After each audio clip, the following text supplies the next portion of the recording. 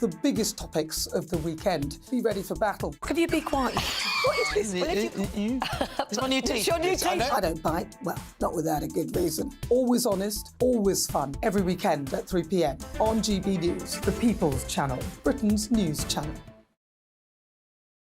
I think the most exciting bit for me is talking to people. People who I think are ignored often by the major news channels.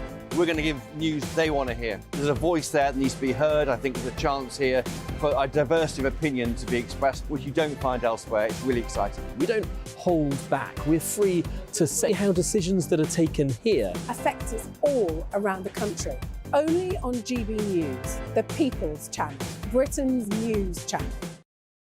Tired of the usual focus-tested, pre-prepared Westminster runaround? Well, so am I. So you want higher taxes? Is your department to blame for this? Are you rethinking this policy? Every Sunday at 9:30, I'll be sitting down with those in power to get the truth about the issues affecting you. Let's be honest, we've known about the cost pressures of this project for years, not months. That's the Camilla Tominey Show, a politics show with personality. On GB News, the People's Channel, Britain's news channel. Join us every night on GB News at 11 p.m. for Headliners, which is 3 top comedians going through the next day's news stories, which is exactly what you need, because when the establishment has gone crazy, you need some craziness to make sense of it. Headliners. You don't have to bother reading the newspaper. We've got it covered for you. Every night at 11 p.m. and repeated every morning at 5 a.m. We won't send you to sleep like some of the other paper review shows out there. So join us 11 p.m. every night on GB News. The People's Channel, Britain's news channel.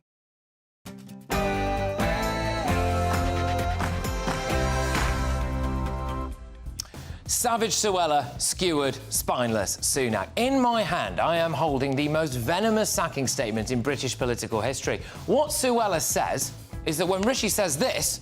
I will not rest until the boats are stopped. He's lying, and he's betrayed the British public. Suella claims that she put Sunak in Downing Street, how she just helped to boot him out. Tonight, I also bring you exclusive bombshell polling data that could also hammer the nail into Rishi Sunak's political coffin. 2 top Tory MPs go toe-to-toe and debate if it's time to get those letters of no confidence signed, sealed and delivered. Is Prince Harry's American dream turning into a nightmare as his illegal drug scandal refuses to go away? And did King Charles pick up the phone to his wayward son on his birthday? Footballing royalty, Harry Redknapp, joins me. Will he back our very own Nigel Farage to be crowned the king of the jungle? No-nonsense Nana Akua is absolutely livid about one of the monsters who killed little James Bulger potentially being released from prison again. On my sofa tonight, I have got the tremendous trio of Philip Davies MP, Derek Lord and Rebecca Reid. This is Patrick Christys Tonight. Strap yourselves in.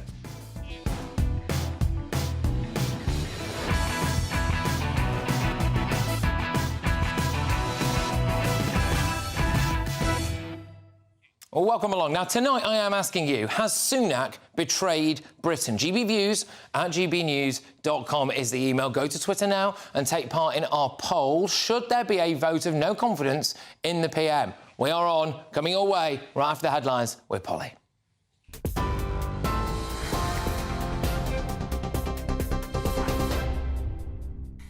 Patrick, thank you. Well, good evening to you. In a scathing letter following her sacking as Home Secretary yesterday, Suella Braverman has today accused the Prime Minister of having manifestly and repeatedly failed to deliver on key government policies. In a letter posted on social media this afternoon, Miss Braverman accused Rishi Sunak of betraying his promise to do whatever it takes to stop the small boat crossings by failing to override human rights concerns about the Rwanda plan. She also urged the Prime Minister to consider changing course urgently, accusing him of leading the Conservatives to record election defeats. Shadow Minister for International Development Lisa Nandy told GB News earlier the British public deserves better. Suella Braverman's letter is just the latest instalment in a Tory psychodrama that's been playing out over the last 13 years, holding the rest of the country to ransom while the Tories fight among themselves. This reshuffle was meant to be the moment when Rishi Sunak reset his leadership, when he signalled to the country that he stands for change. But with the return of David Cameron and the ongoing row with Suella Braverman, I think all he's served to do is just show that this is a Tory government that is out of ideas, out of energy. Lisa Nandy speaking there. Well, in news away from politics, the pharmaceutical giant Pfizer is planning to cut around 500 jobs at its site in Kent. The plans will impact the site in Sandwich, with operations set to continue with a different size. The company's hoping to reduce running costs. The firm is also planning to bring to an end its small molecule operations at the Sandwich site, which overall employs around 940 people. Applications have opened for Britons to register their XL bully dogs for exemption before the breed is made illegal. Owners who want to keep their dogs have to apply to an exemption scheme or choose to have their dog euthanised and apply for compensation. It will be illegal to own an XL bully dog from the 1st of February next year. They must be registered by the end of January. Health news, and the government's considering making chickenpox vaccines available on the NHS following the recommendation of scientists. The Joint Committee on Vaccination and Immunisation say the jab should be given to youngsters in 2 doses when they're 12 and 18 months old. It says data from other countries suggests the vaccine would dramatically reduce circulating instances of chickenpox and prevent most severe cases in children. Now, His Majesty the King has been celebrating his 75th birthday today, and he's been chatting to hundreds of NHS staff at Buckingham Palace this afternoon. He hosted a reception for 400 nurses and midwives to highlight their work over the decades as the NHS celebrates its 75th anniversary. The King was also treated to a surprise performance of Happy Birthday, sung by the NHS choir before he left. Earlier, the monarch travelled to Oxfordshire today to launch the Coronation Food Project alongside Queen Camilla. He's hoping to bridge the gap between food waste and food need. TV, online, DAB+ radio and the TuneIn app. This is GB News, Britain's news channel.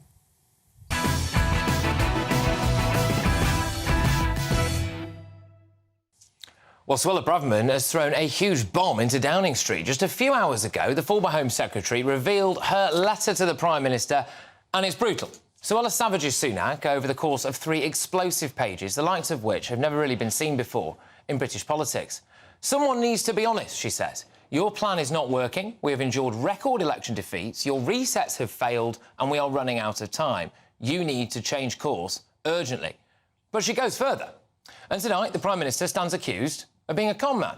She says, as you know, I accepted your offer to serve as Home Secretary in October 2022 on certain conditions. These included, number 1, reduce overall legal migration. Number 2, stopping the small boats, even if it means bypassing the ECHR. She goes on, I trusted you. It is generally agreed that my support was pivotal as a factor in winning the leadership contest and thus enabling you to become Prime Minister. She thinks he lied. She thinks he's more interested in serving a foreign European court than the British people. She thinks he put people in danger from extremists on our streets because he was too much of a coward to get tough on hate marches. But if you wanted more evidence, then look no further than the man he's replaced her with. James Cleverly, the guy whose support for Strasbourg is so extreme, he practically has a season ticket there. And this is the crux of Suella's scathing takedown. And I quote, I can only surmise that this is because you have no appetite for doing what is necessary and therefore no real intention of fulfilling your pledge to the British people. So, when Sunak looks you in the eye and says this... Control of our borders.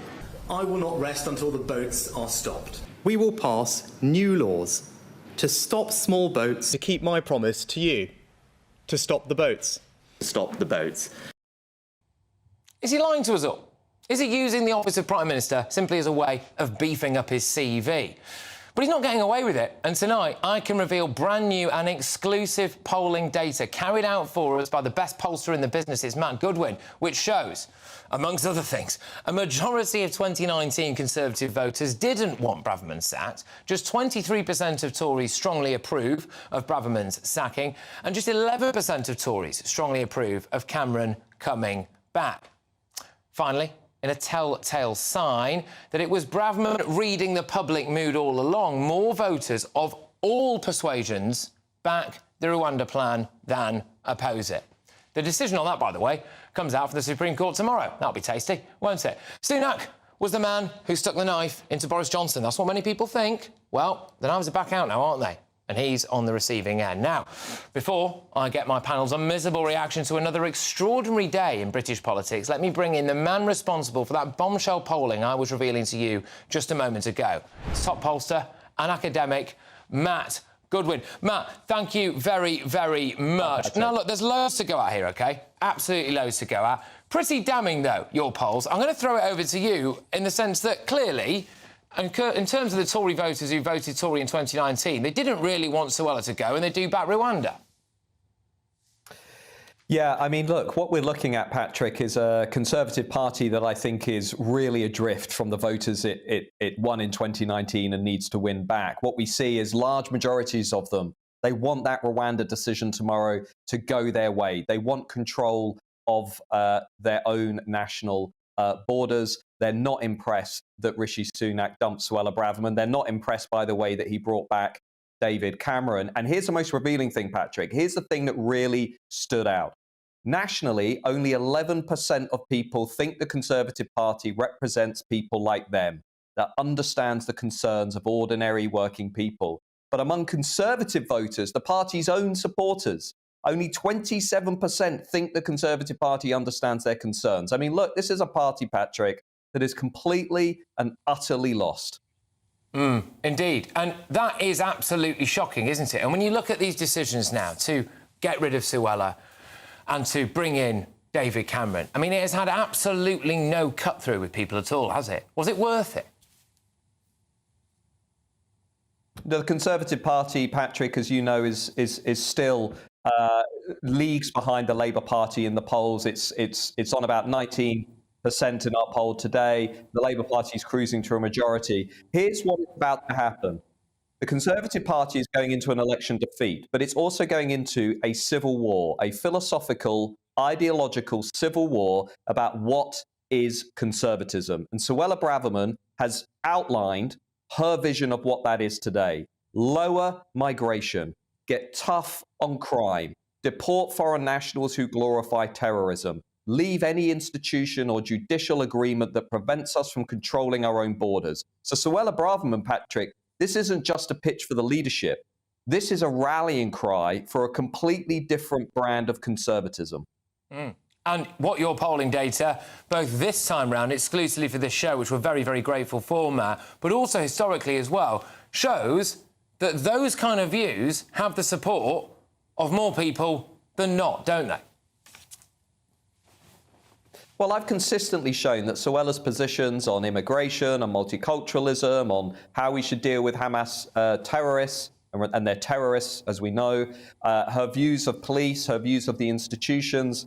Patrick, these aren't just 51% positions. These are 65, 70% positions. So, you know, Rishi Sunak has tried to cover up this by appointing Esther McVey as a minister for woke and whatever. But I think he's fundamentally gone wrong here, because there's no frontline Conservative now that is speaking loudly and clearly to voters who want serious action on these issues. I'm sending this polling to number 10 tomorrow morning, Patrick, and I'm going to say with that polling, if you guys don't get back in touch with the 2019 Conservative voters, your defeat, it's going to be more devastating than 1997. I mean, this is a sort of, you know, survival event for the Conservative Party on these kinds of numbers. And I don't really think Rishi Sunak gets it, Patrick. I just don't think he understands who's voting for the party and why they're voting for the party. Yeah, absolutely. And look, Matt, thank you very, very much again for providing us with that exclusive content. Make sure that you do check Matt Goodwin out on Twitter. He's always got his finger on the pulse there, and on Substack as well. He's a top pollster, top academic, and top friend of the show as well. But let's get the thoughts of my panel Conservative MP for Shipley and GB News' very own Philip Davies. We've got banker and visiting professor Derek Lord and author and journalist Rebecca Reid. Hey, Philip, I think I've got to start with you on this one, I'm afraid. Look, what Suella has done here is say that Rishi Sunak is essentially a liar when it comes to wanting to sort out immigration. Do you agree with that? No. Go on. No. Look, I think Suella has fallen victim of that some people do, few, but some people do, which is that when they get sacked, they have a hissy fit about it and if it start thrashing around. And I don't think it does any credit on her at all. And I say that as somebody who likes Suella, who agrees with Suella on virtually everything, but this is not a very edifying letter to send.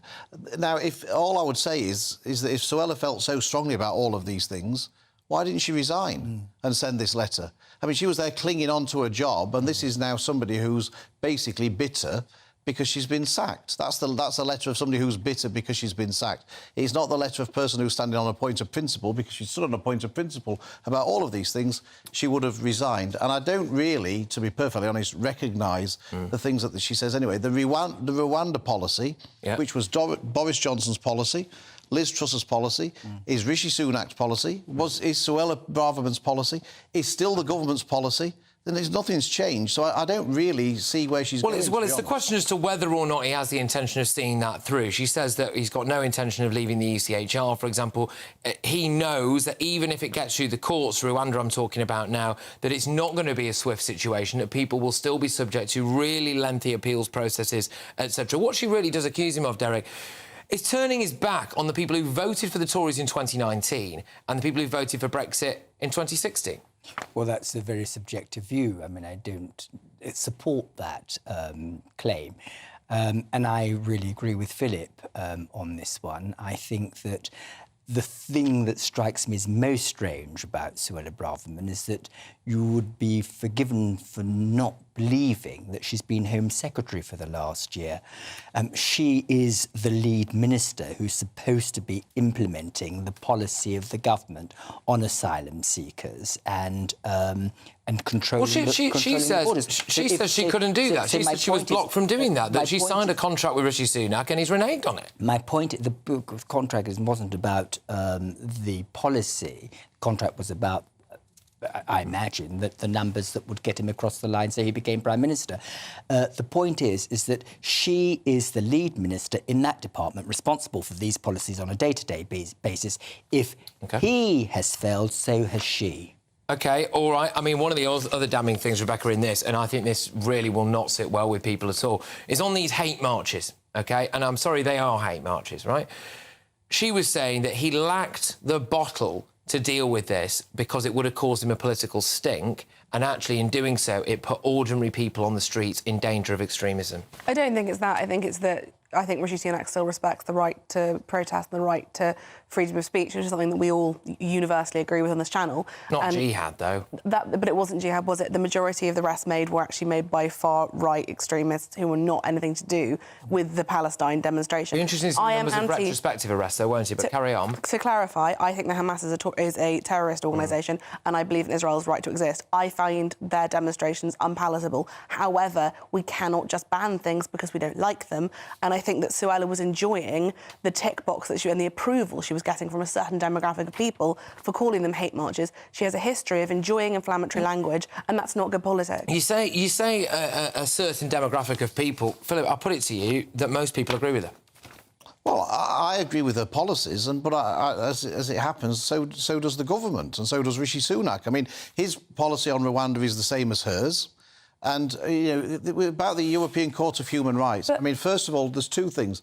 One, there isn't a majority in Parliament to get rid of to come out of the European Court of Human Rights. So that's a red herring. She couldn't get us out of the European Court of Human Rights if she was Prime Minister. Could you not ignore it, though? No. Exactly. You can ignore it. But if you start ignoring it... That is exactly... Every other country ignores it. Rebecca, the last Labour government ignored it when the And I didn't agree with that either. When the ECHR said there should be votes for prisoners... And I don't agree with that either. The government of the day, which was Labour, ignored it because we all knew it was a load of old nonsense. I don't agree with that either, but just to focus on... It's worth saying that the British government historically loses by a ratio of 2 to 5 in the UK courts, the same number of times that it loses in the ECHR. OK, look, very quick straw poll. Will we see more less than no confidence off the back of this, yes or no? No. No? No. No, because this is biased polling that doesn't necessarily reflect the actual way that people in this country feel. Bias polling, what bias polling? We keep the way that this is being reported is that the majority of people support it. That's not true. If you were to, I'm asking about. I mean, I know, but we haven't got time to go into that. I'm asking about Suella Braverman's letter. And I'm saying the reason that it's not going to create that is because she doesn't have the support that it looks like it does if you look at these numbers. Interesting. I dare say I think you need to get out a bit more, but there we go. We're off to a flyer. We'll come back to that. We're off to a flyer. Look, what an extraordinary thing to say. I agree with you. Get out more and meet ordinary people and think that this is absolutely spot on. Right, OK. Now, GB News is the only place for continuous coverage and expert reaction to tomorrow's Supreme Court ruling on the government's Rwanda deportation plan. It could be a day that makes or breaks Rishi's premiership. There's been quite a few of those recently, there wasn't there? So make sure that you're tuned into GB News for the honest, full-blooded coverage that you won't find anywhere else in the mainstream media. But coming up, as Prince Harry's lawyer claims that his drug use is private information, despite speaking about it in his book Spare, where... Well, does the privileged prince think that he's above the law? Royal scoop getter Charlotte Griffiths, editor-at-large at the Mail on Sunday, gets her teeth stuck right into that and the King's 75th birthday shortly. But up next, in the clash, after former Minister Andrea Jenkins became the first MP to hand in a letter, should there be a vote of no confidence in the Prime Minister? Andrea herself joins me live in the studio, alongside that chap you were just hearing about there, Tory colleague Philip Davies, MP. Bit of blue-on-blue action. That's next.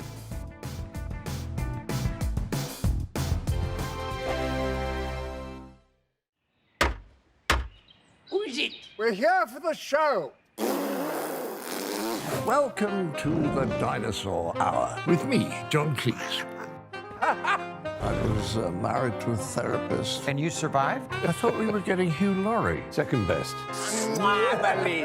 You interviewed Saddam Hussein. What's that like? I was terrified. I'm playing strip poker with these three. Ah! No, thank you. My CDs need to be put in alphabetical order. Are you going to be problematic again?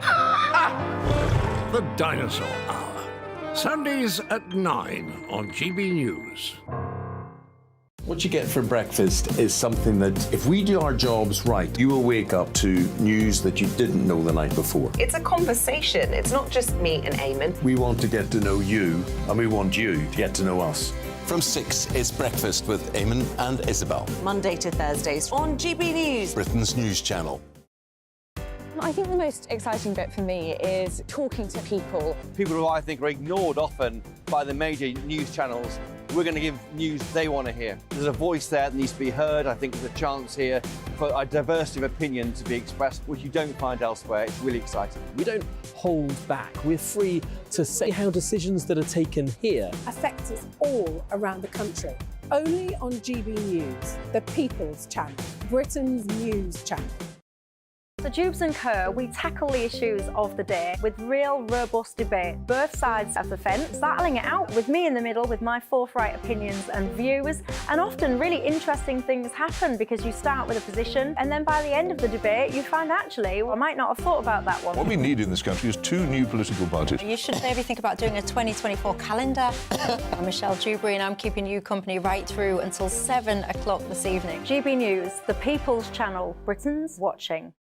Tired of the usual focus-tested, pre-prepared Westminster runaround? Well, so am I. So you want higher taxes? Is your department to blame for this? Are you rethinking this policy? Every Sunday at 9:30, I'll be sitting down with those in power to get the truth about the issues affecting you. Let's be honest, we've known about the cost pressures of this project for years, not months. That's the Camilla Tominey Show, a politics show with personality. On GB News, the People's Channel, Britain's news channel. In the GB Newsroom, we bring you the news as it happens. With our team of dedicated journalists across the UK, we're ready to give you accurate reporting every day. When the news breaks, we'll be there with bulletins on GB News, the People's Channel, Britain's news channel. When the news happens, it happens here. And really important breaking news. Breaking news this morning. On TV, radio and online, the news starts here on Britain's Newsroom. All the biggest stories and the answers that you need from across the UK and beyond. Join Britain's Newsroom from 9:30 on GB News. The People's Channel, Britain's news channel. GB News, unlike other broadcasters, isn't obsessed with the London-Westminster bubble. We think there's a nation beyond the M25, and that's why we talk about the issues that matter across the land. Join me on State of the Nation, 8 to 9 o'clock, Monday to Thursday, on GB News. Daisy's listening, and you should too.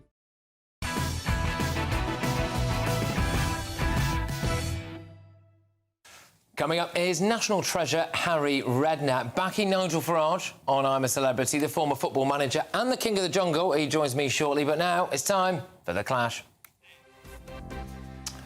Well, man of the hour for some, evil villain for others, Rishi Sunak's shock reshuffle, which is quite difficult to say, is causing conflict in the party, with Suella Braverman determined to have the last word. Earlier today, the former Home Secretary made this absolutely damning statement following her sacking.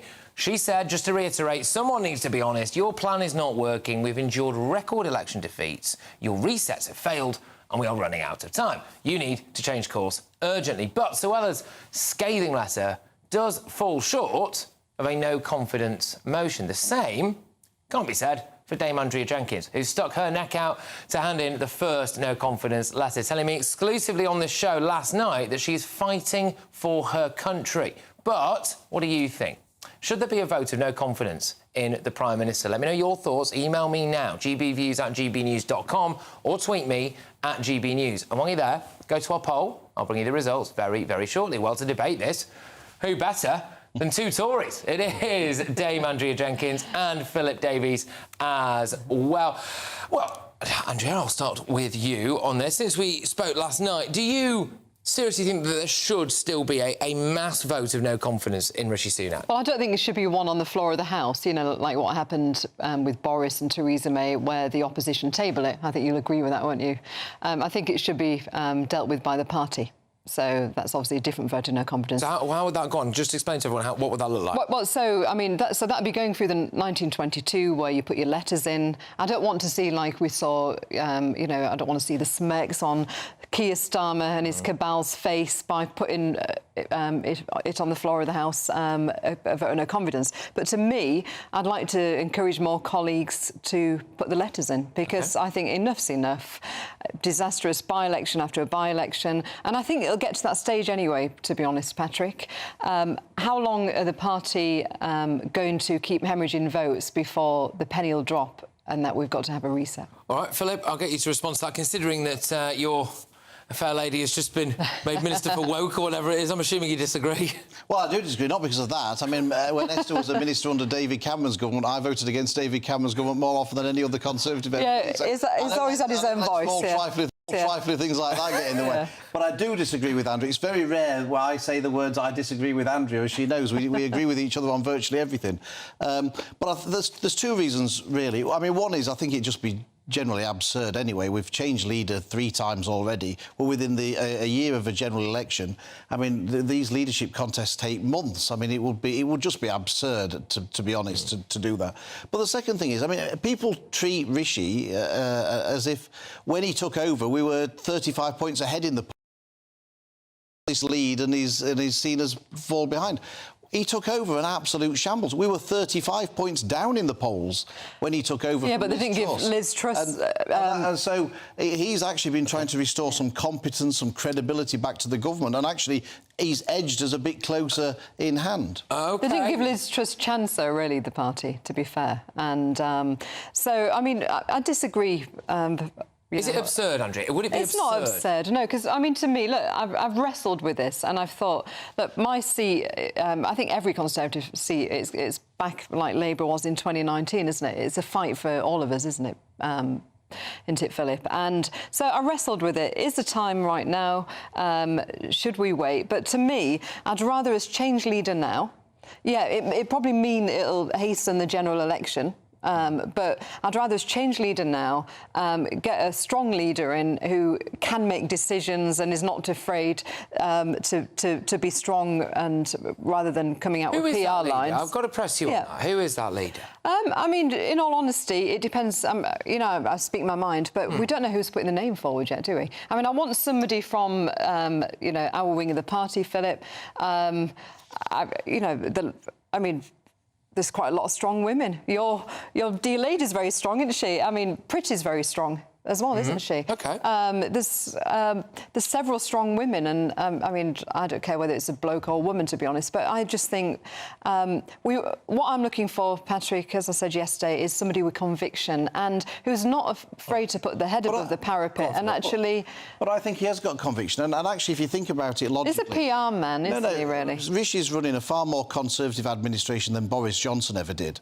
I mean, Boris... talk, though, well, it's not just We're not talk. delivering for example, some of the things. You know, Boris was obsessed with all the net zero stuff. Rishi's actually delayed for 5 years the implementation. That's one point I did agree with. I mean, I ditched net zero. Diesel and he's done that. Rishi was the person who reduced the overseas aid budget from 0.7% to 0.5% when he was Chancellor of the Exchequer, which is something. Why are we behind in the polls then? Was doing that. Well, frankly, Andrew, it doesn't really help when people like you start taking pot shots at the government. His policy, he's passed the. So you think I'm responsible for this? No, I'm not saying that. I'm just saying that 20-odd doesn't help. I think what I'm saying is if you've pointed out to people actually the things that Rishi's actually done, rather than we have this sort of cult worship of Boris, which bore no resemblance to the facts, who actually led the most socialist administration I've seen in my lifetime.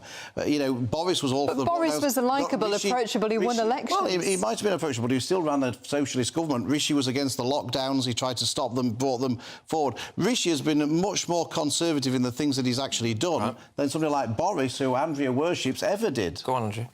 Look, Boris is a good friend, so is Carrie, and I will defend them and stay loyal to them. But the fact is, look, Rishi's not cutting through. I mean, when you see one of our by-elections, someone resigned for, you know, allegedly touching up children, when we did better in that by-election than we did under Rishi's by-election, that speaks volumes. To me, Rishi's got to go. We need a reset. We need to show true Conservative values, but strong leadership. You know, Rishi just actually... It'll go so far, but he won't actually deliver. And I think what's telling with Suella's letter is the fact that she said how many times she wrote to him and how many conversations they had. You know, she wouldn't write that if she couldn't back it up and how he didn't respond. And what I found very interesting about that letter, Patrick, was the fact that she said that she set these agreements before taking on this position about the ECHR, etc. And he rolled back on that. I suppose it maybe is a choice of sticking with Rishi Sunak and limping on with a divided party towards an inevitable defeat, or throwing the Hail Mary and getting someone else in?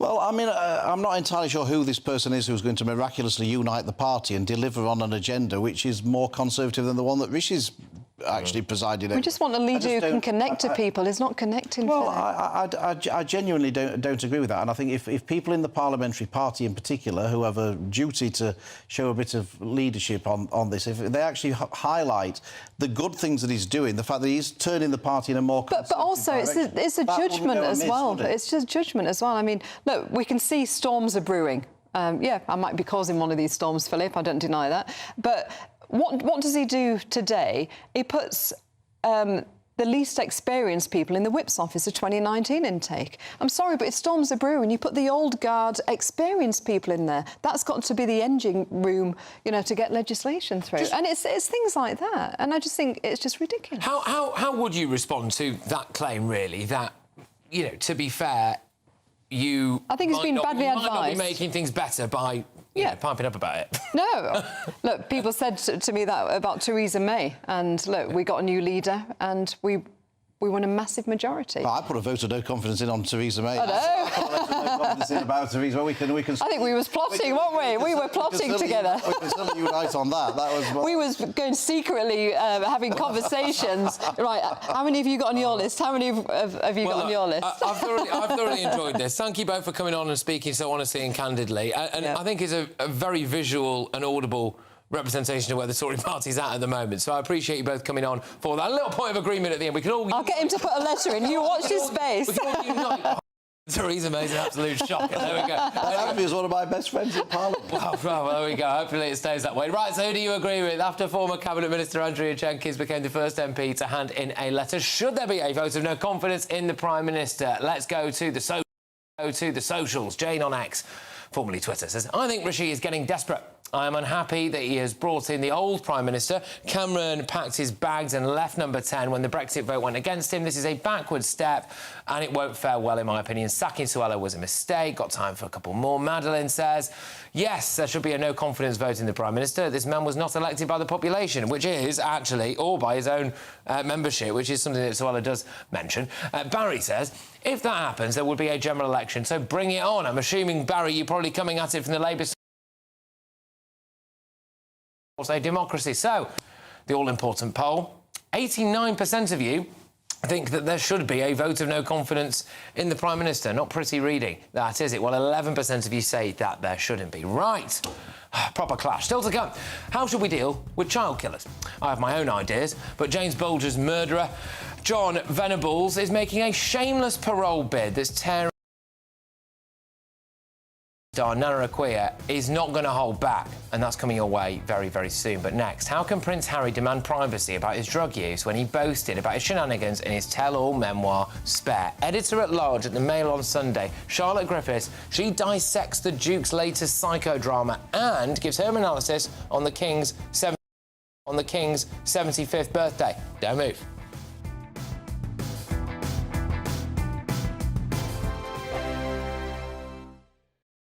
I think the most exciting bit for me is talking to people. People who I think are ignored often by the major news channels. We're going to give news they want to hear. There's a voice there that needs to be heard. I think there's a chance here for a diversity of opinion to be expressed, which you don't find elsewhere. It's really exciting. We don't hold back. We're free to say how decisions that are taken here affect us all around the country. Only on GB News, the People's Channel, Britain's news channel. There's only 3 people you can trust in life. Your doctor, your lawyer, and your nana. I'm not sure. So join me, Nana Akua, at 3 p.m. every Saturday and Sunday, where we discuss the biggest topics of the weekend. Be ready for battle. Could you be quiet? What is this? It's my new teeth. It's your new teeth. I don't bite. Well, not without a good reason. Always honest, always fun. Every weekend at 3 p.m. on GB News, the People's Channel, Britain's news channel. So Jubes and Co, we tackle the issues of the day with real robust debate, both sides of the fence, battling it out with me in the middle with my forthright opinions and views. And often really interesting things happen because you start with a position and then by the end of the debate you find actually, well, I might not have thought about that one. What we need in this country is 2 new political parties. You should maybe think about doing a 2024 calendar. I'm Michelle Dewberry and I'm keeping you company right through until 7 o'clock this evening. GB News, the People's Channel, Britain's watching. Join us every night on GB News at 11 p.m. for Headliners, which is 3 top comedians going through the next day's news stories, which is exactly what you need, because when the establishment has gone crazy, you need some craziness to make sense of it. Headliners. You don't have to bother reading the newspaper. We've got it covered for you. Every night at 11 p.m. and repeated every morning at 5 a.m. We won't send you to sleep like some of the other paper review shows out there. So join us 11 p.m. every night on GB News. The People's Channel, Britain's news channel. GB News, unlike other broadcasters, isn't obsessed with the London-Westminster bubble. We think there's a nation beyond the M25, and that's why we talk about the issues that matter across the land. Join me on State of the Nation, 8 to 9 o'clock, Monday to Thursday, on GB News. Daisy's listening, and you should too. Every Sunday from 11, join Michael Portillo. There will be topical discussion, looking at the week before and the week to come. So kick back and relax at 11 a.m. on Sundays on GB News with me, Michael Portillo. GB News, the People's Channel, Britain's news channel. I'm Andrew Doyle. Join me at 7 o'clock every Sunday night for Free Speech Nation, the show where I tackle the week's biggest stories in politics and current affairs with the help of my 2 comedian panellists and a variety of special guests. Free Speech Nation, Sunday nights from 7 on GB News, the People's Channel, Britain's news channel. Tired of the usual focus-tested, pre-prepared Westminster runaround? Well, so am I. So you want higher taxes? Is your department to blame for this? Are you rethinking this policy? Every Sunday at 9:30, I'll be sitting down with those in power to get the truth about the issues affecting you. Let's be honest, we've known about the cost pressures of this project for years, not months. That's the Camilla Tominey Show, a politics show with personality. On GB News, the People's Channel, Britain's news channel.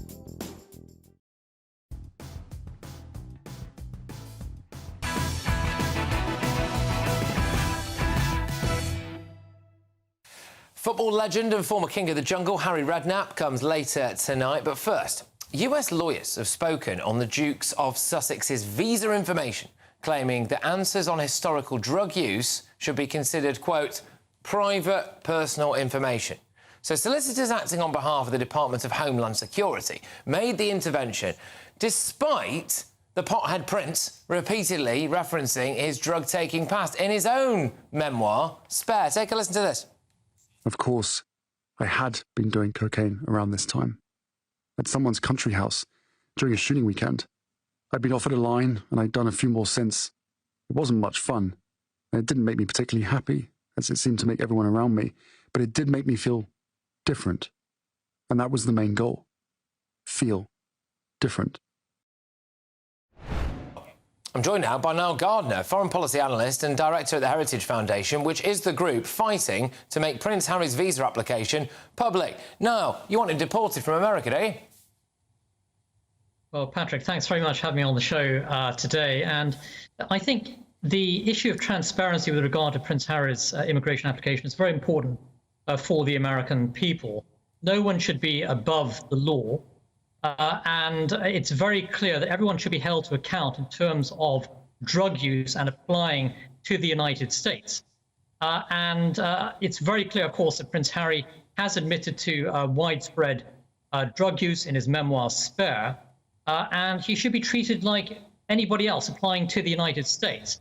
And if it is revealed that he has lied on his immigration application, that he has misled US officials, then, of course, he should be deported. We simply want to see the records released. We want to establish what the truth is. There's a clear public interest in the release of Harry's immigration record. Yeah, absolutely. All right, Niall. I mean, the argument, I suppose, would be that if he does fail, he could just go to the southern border, wandering illegally, and then stay indefinitely. But why does it matter so much to you, really, about this? Because then he'll just come back here and it'll be our problem, won't he? Well, I think it matters to the American people whether or not people lie on immigration applications. And I do think that the law should be applied. No one should receive preferential treatment because of their celebrity status. And at the Heritage Foundation, we believe in the enforcement of the rule of law. And Prince Harry should receive the same level of scrutiny as everyone else. And this argument that he should be treated purely as a private citizen, of course, is complete nonsense. After all, he is a huge public figure in the United States, known to tens of millions of Americans. He's done extensive media interviews. He should be held to account as a public figure. Yeah, we can't have a two-tier policing system, even if you are a prince. Niall, thank you very much. Niall Gardner there, one of the men who is essentially trying to, in a roundabout way, get Prince Harry deported. Now, I'm joined now by editor-at-large at the Mail on Sunday, Charlotte Griffith. Charlotte, thank you very much. Well, has Harry not sacrificed his right to privacy? How can he claim it's a private matter when he's earned potentially millions selling books and audio books, partly off the back of his drug use?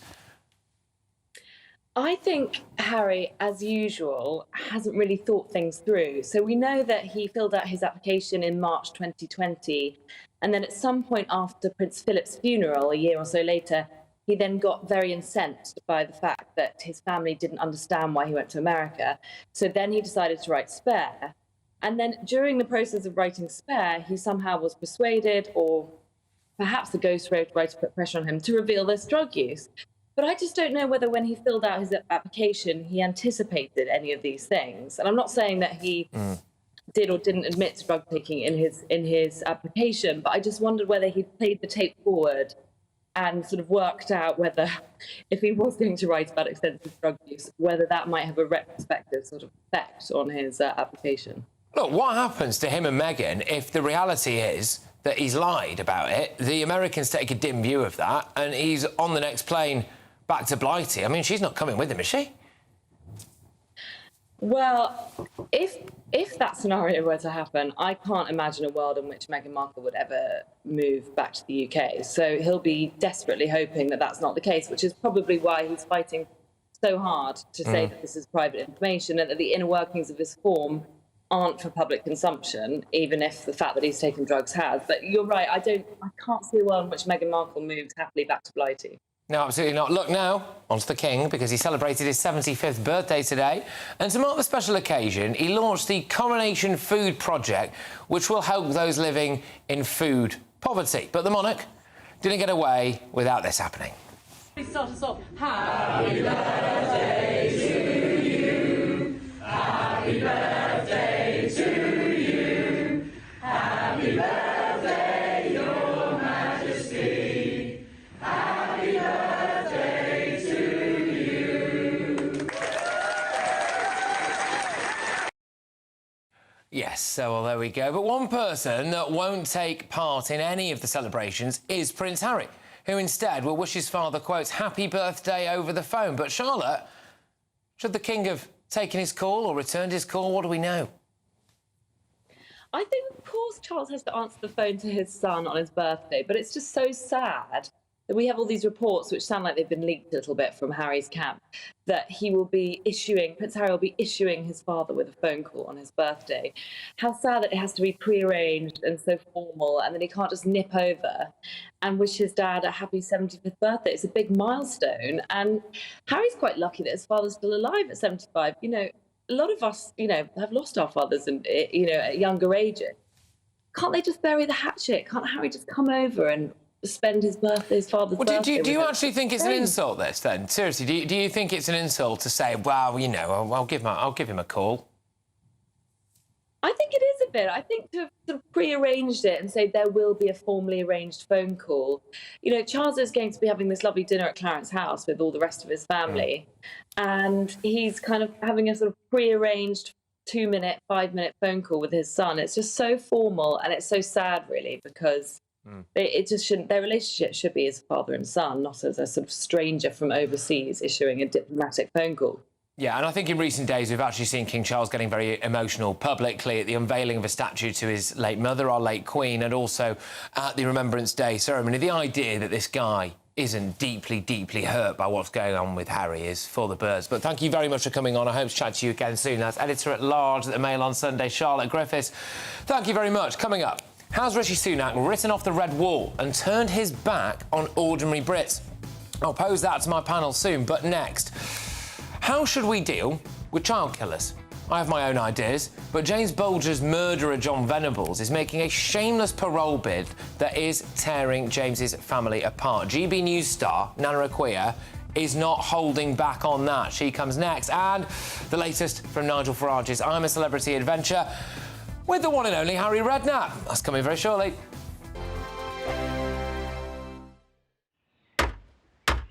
Who is it? We're here for the show. Welcome to the Dinosaur Hour with me, John Cleese. I was married to a therapist. And you survived? I thought we were getting Hugh Laurie. Second best. You interviewed Saddam Hussein. What's that like? I was terrified. I'm playing strip poker with these three. Oh! No, thank you. My CDs need to be put in alphabetical order. Are you going to be problematic again? The Dinosaur Hour. Sundays at 9 on GB News. Tired of the usual focus-tested, pre-prepared Westminster runaround? Well, so am I. So you want higher taxes? Is your department to blame for this? Are you rethinking this policy? Every Sunday at 9:30, I'll be sitting down with those in power to get the truth about the issues affecting you. Let's be honest, we've known about the cost pressures of this project for years, not months. That's the Camilla Tominey Show, a politics show with personality. On GB News, the People's Channel, Britain's news channel. In the GB Newsroom, we bring you the news as it happens. With our team of dedicated journalists across the UK, we're ready to give you accurate reporting every day. When the news breaks, we'll be there with bulletins on GB News, the People's Channel, Britain's news channel. Now then, Lee Anderson here. Join me on GB News on my show, The Real World, every Friday at 7 p.m. I'm not eating bloody cat. Are you Delicious. mental? Open your mouth. OK, here comes a train. Reminds me of the scene in Singing in the Rain. Adam, is that a good one? Whoa! Join me at 7 on GB News, Britain's news channel. I'm Andrew Doyle. Join me at 7 o'clock every Sunday night for Free Speech Nation, the show where I tackle the week's biggest stories in politics and current affairs with the help of my 2 comedian panellists and a variety of special guests. Free Speech Nation, Sunday nights from 7 on GB News, the People's Channel, Britain's news channel. GB News, unlike other broadcasters, isn't obsessed with the London-Westminster bubble. We think there's a nation beyond the M25, and that's why we talk about the issues that matter across the land. Join me on State of the Nation, 8 to 9 o'clock, Monday to Thursday, on GB News. Daisy's listening, and you should too. I think the most exciting bit for me is talking to people. People who I think are ignored often by the major news channels. We're going to give news they want to hear. There's a voice there that needs to be heard. I think there's a chance here for a diversity of opinion to be expressed, which you don't find elsewhere. It's really exciting. We don't hold back. We're free to say how decisions that are taken here affect us all around the country. Only on GB News, the People's Channel, Britain's news channel.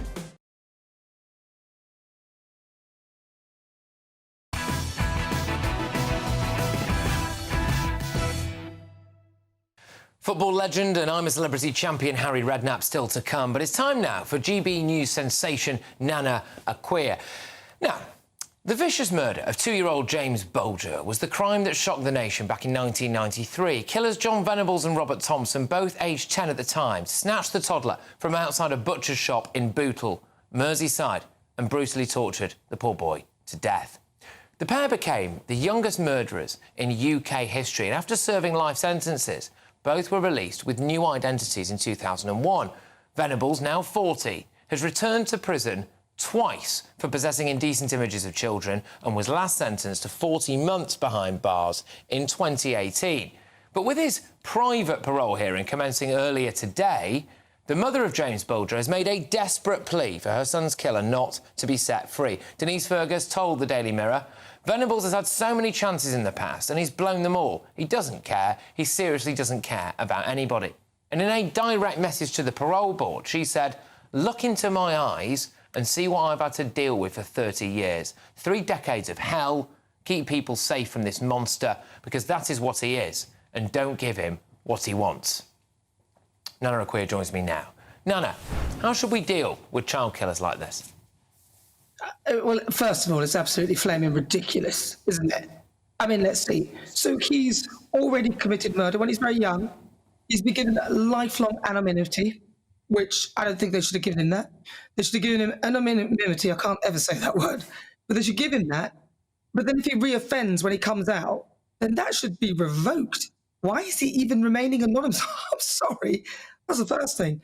Secondly, the fact that he's breached his parole and it is clear that he cannot obviously behave, there is no way that he should even be up for parole. I don't need 2 days. They're going to have a 2-day hearing here. I don't need 2 days. I can tell you that in 5 minutes. He goes back inside and it should be life. Life should mean life. And I would go further. Okay, so these were killers who were children at the time who killed a child. So that's why, in my view, they don't get the death penalty, or there isn't the option for that. But whilst they're bringing in this new victims and prisoner bill, which is going through at the moment, I would be looking for child killers to have the option to have the potential death penalty, honestly, especially for those who are potential. In this case, he comes out, he reoffends, and it's not just with something that's non-related, it's with child abuse images on his computer. So he's not safe. What will it take for them to keep him behind bars for good? What will it take? Exactly. I mean, I think you're echoing the views of the vast majority of people watching this now and listening to this. Nana, do you think we're too soft? The bleeding heart Liberals will say everybody's capable of reform. Yeah, they'll say that until it's their child or somebody they know that gets hurt. And then those bleeding Liberals will turn pretty sharpish. And in fact, some of those Liberals are some of the most unkind people I know anyway. It's all just a smokescreen to appear caring, when in reality, we all know that somebody like this should remain behind bars. There literally is no reason. The other man who committed this when he was a child, he has not done anything since. So he's been out on license. He has not committed any more crimes. He has gone on with his life. It is clear, if you put these two together, that one of them is not capable of living without looking at child abuse images, and obviously has some sort of weird thing going on where the public are not safe from him. He cannot be released. I don't even get why we're wasting money or time on him. I say bring back the death penalty for child killers. I know he was a child when he did this, so it probably wouldn't apply to him. But I think that you could potentially go back with a whole of life sentence and say, look, you keep reoffending, so we're going to put you under a whole of life sentence. I mean, all too often I think that the victims' families are cast aside in all of this. They should have, in my view, I know this is a controversial take, I think they should get a bit of a say in the kind of justice that these people face. You know, why should, not just the families actually, but the wider public have to deal with... We've already got wrong-uns out on the streets. You see them out there every Saturday at these hate marches, you know. Why should we have to deal with someone who's killed a child and looked at child porn being sent back out onto the streets under a fake identity, so we got no idea who this guy is? He could move in, he could potentially move in next to you. Well, he'd be in trouble if he did. But frankly, I mean, it just makes no sense. Revoke the anonymity, first of all, because he's breached his parole. So there's why he's an adult now. So why does that still apply? I don't get it. He's an adult now. If he commits crimes as an adult now, nobody else gets anonymity like this. So that should be gone. And I don't know why they're being so. I don't know why they're being so generous with this guy. He is clearly not fit to go out in public. It's quite simple.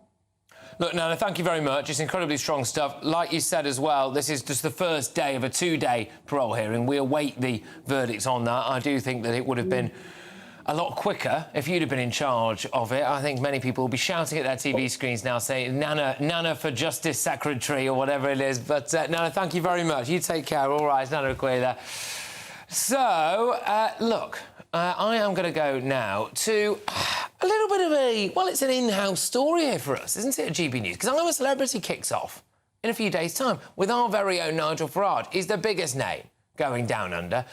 Shall we take a little look, shall we? All right, at some of this year's campmates. All right? Hey guys, I'm Marvin Humes. I'm probably best known for being 1/4 of the boy band JLS. My name's Grace Dead. I'm a restaurant critic. I write books. You might have seen me on MasterChef. I'm Nigel Farage, and I'm known, of course, for politics, for Brexit, and I'm a hero to some people and an absolute villain to millions. Right, so we know who all of those people are, haven't we? We've got the maitre d' off First Dates in there as well. We've got the guy off that boy band JLS. We've got Nigel Farage off of Brexit, etc. But here is how Britney Spears' sister introduced herself to the UK public. My name is Jamie Lynn Spears. I'm best known for being an actress and a singer. I have been doing it since I could basically walk. No, you're not. You're not. You're known for being Britney Spears' sister. That's what you're known for. I mean, it's just absolute lunacy, isn't it?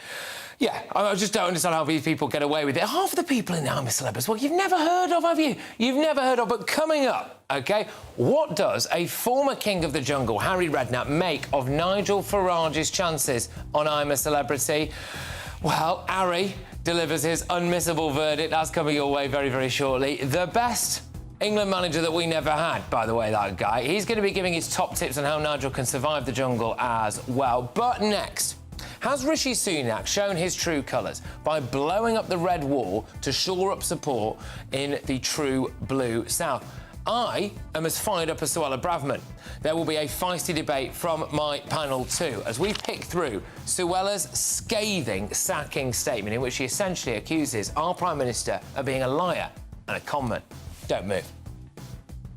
Hello, good evening. Alex Burkill here with your latest GB News weather update. Ahead of some wet and windy weather on Thursday, we have a bit of a north-south split as we go into Wednesday. That's because we have a front lying across northern parts, which is going to bring the focus of the cloud and the showery rain here. Meanwhile, it's a quieter picture further south. So as we go through this evening, some clear skies across southern areas. Yes, a scattering of showers, but mainly dry. A different story further north. Lots of cloud and outbreaks of rain. Some of these could be heavy at times too. Temperatures won't drop a huge amount for most of us, but with some clear skies across the far north of Scotland, here a touch of frost is quite likely. As we go through Wednesday, then we continue with this north-south split, staying cloudy with further outbreaks of rain across many northern areas. But for more central southern England, Wales and Northern Ireland, it's looking largely dry. A few showers pushing their way in across parts of Wales and towards the Bristol Channel, but otherwise plenty of sunshine and even sunny skies for northern Scotland too. Temperatures for many, though, down a degree or so compared to today, with highs of around 12 or 13 Celsius. As we go through Thursday, then, a swathe of wet and windy weather is going to push its way up from the southwest, staying drier further north, but in the south we could see some heavy rain with 30 to 50 millimetres perhaps, and gales possibly even stronger than that in exposed coasts. Friday looks like it will be a quieter day before the wet and windy weather returns in time for the weekend. Bye-bye.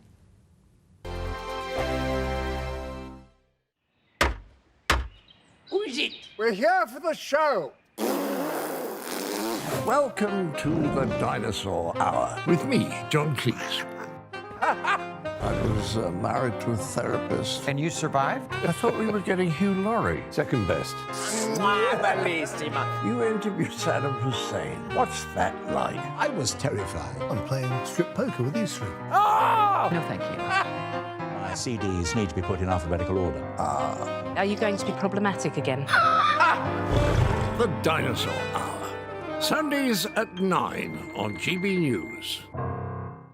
What you get for breakfast is something that, if we do our jobs right, you will wake up to news that you didn't know the night before. It's a conversation. It's not just me and Eamon. We want to get to know you, and we want you to get to know us. From 6 is Breakfast with Eamon and Isabel. Monday to Thursdays on GB News, Britain's news channel. Tired of the usual focus-tested, pre-prepared Westminster runaround? Well, so am I. So you want higher taxes? Is your department to blame for this? Are you rethinking this policy? Every Sunday at 9:30, I'll be sitting down with those in power to get the truth about the issues affecting you. Let's be honest, we've known about the cost pressures of this project for years, not months. That's the Camilla Tominey Show, a politics show with personality. On GB News, the People's Channel, Britain's news channel. I think the most exciting bit for me is talking to people. People who I think are ignored often by the major news channels. We're going to give news they want to hear. There's a voice there that needs to be heard. I think there's a chance here for a diversity of opinion to be expressed, which you don't find elsewhere. It's really exciting. We don't hold back. We're free to say how decisions that are taken here affect us all around the country. Only on GB News, the People's Channel, Britain's news channel.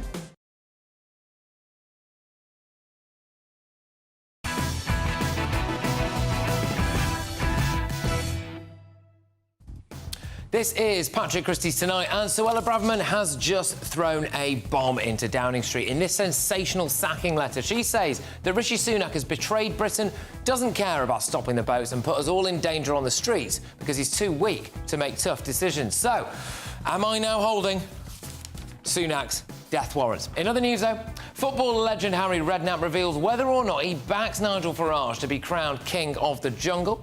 I show you, live on air, how easy it would be for a violent thug to get their hands on a soon-to-be banned XL bully dog, even if that dog has a history of committing savage attacks. That will shock you, and I promise you, the very best, most entertaining pay-per-view anywhere on national television as we take you through tomorrow's front pages and the inside exclusives, which, by the way, I'm just being told, include an absolute corker about the Labour Party front bench, so we'll bring that to you shortly. We've got legendary scoop getter David Mad Dog Maddox for you, but of course, the best action takes place on the sofa. And tonight, you're joined by the opinionated and outspoken trio of Philip Davies MP, Derek Lord and Rebecca Reid. Tonight, I ask if Rishi Sunak has betrayed Britain, but I'd, of course, never betray you. So get in touch. gbviews@gbnews.com. I want to hear from you. Tweet us at GBNews. We get stuck in after the headlines with Polly.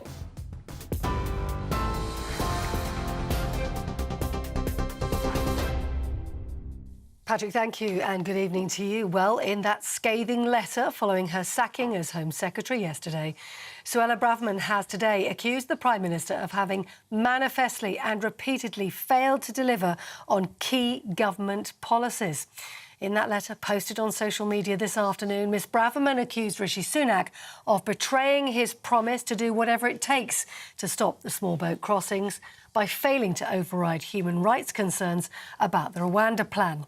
She also urged the Prime Minister to change course urgently, accusing him of leading the Conservatives to record election defeats. Shadow Minister for International Development, Lisa Nandy, spoke to GB News earlier. She said the British public deserves better. Suella Braverman's letter is just the latest instalment in a Tory psychodrama that's been playing out over the last 13 years, holding the rest of the country to ransom while the Tories fight among themselves. This reshuffle was meant to be the moment when Rishi Sunak reset his leadership, when he signalled to the country that he stands for change. But with the return of David Cameron and the ongoing row with Suella Braverman, I think all he's served to do is just show that this is a Tory government that is out of ideas, out of energy. Well, in news away from politics, the pharmaceutical giant Pfizer is planning to cut around 500 jobs at its site in Kent. The plans will impact the site in Sandwich, with operations set to continue with a different size. The company says it's hoping to reduce its running costs. It's also planning to bring to an end its small molecule operations at the Sandwich site, which overall employs around 940 people. Now, applications have opened for Britons to register their XL Bully dogs for exemption before the breed is made illegal in the UK. Owners who want to keep their dogs have now to apply for an exemption scheme or to choose to have their dog euthanised and apply for compensation. It will be illegal to own an XL Bully dog from the 1st of February next year. The dogs must be registered by the end of January. Health news, and the government's considering making the chickenpox vaccine available on the NHS following a recommendation by scientists. The Joint Committee on Vaccination and Immunisation says the jab should be given to youngsters in 2 doses when they're 12 months and 18 months old. It says data from other countries suggests the vaccine would dramatically reduce circulating instances of chickenpox and prevent the most severe cases in children. And lastly, the King has celebrated his 75th birthday today, and he's been chatting to hundreds of NHS staff at Buckingham Palace this afternoon. King Charles hosted a reception there for 400 nurses and midwives, and he highlighted their work over the decades as the NHS celebrates its own 75th anniversary. The King was also treated to something of a surprise performance, a rendition of Happy Birthday by the NHS choir as he left the event. And earlier on today, King Charles travelled to Oxfordshire, where he launched the Coronation Food Project alongside Queen Camilla. He hopes to bridge the gap between food waste and food need. This is GB News across the UK on TV, in your car, on digital radio and on your smart speaker by saying play GB News. This is Britain's news channel.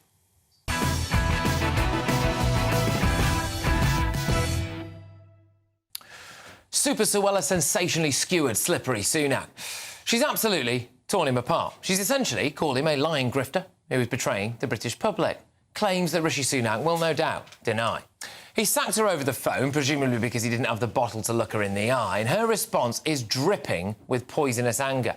She accuses him of lying about wanting to cut illegal immigration, to do whatever it takes to stop the boats, to get the Rwanda plan off the ground. This letter is huge, and it begs the question, from now on, what will you actually hear come out of Rishi Sunak's mouth when he says stuff like this?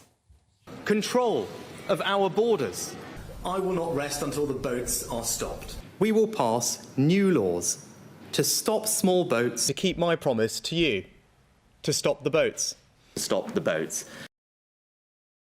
I think people might hear liar, liar, liar.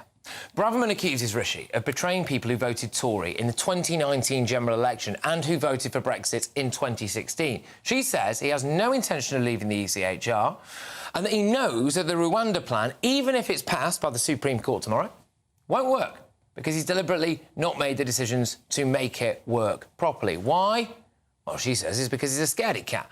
He's a weak little scaredy cat who actually doesn't care about winning the next election or doing what's best for the British people. He just cares about being able to say that he was Prime Minister. That's the implication.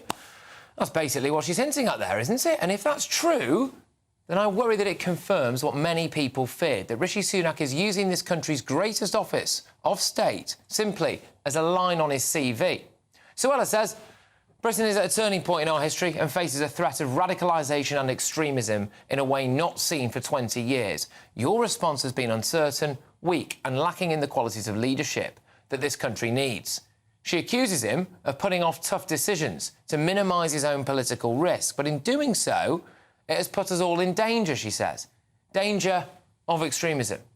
Well, it makes me wonder, is Rishi Sunak actually playing roulette with ordinary people's lives in order to prolong his political life?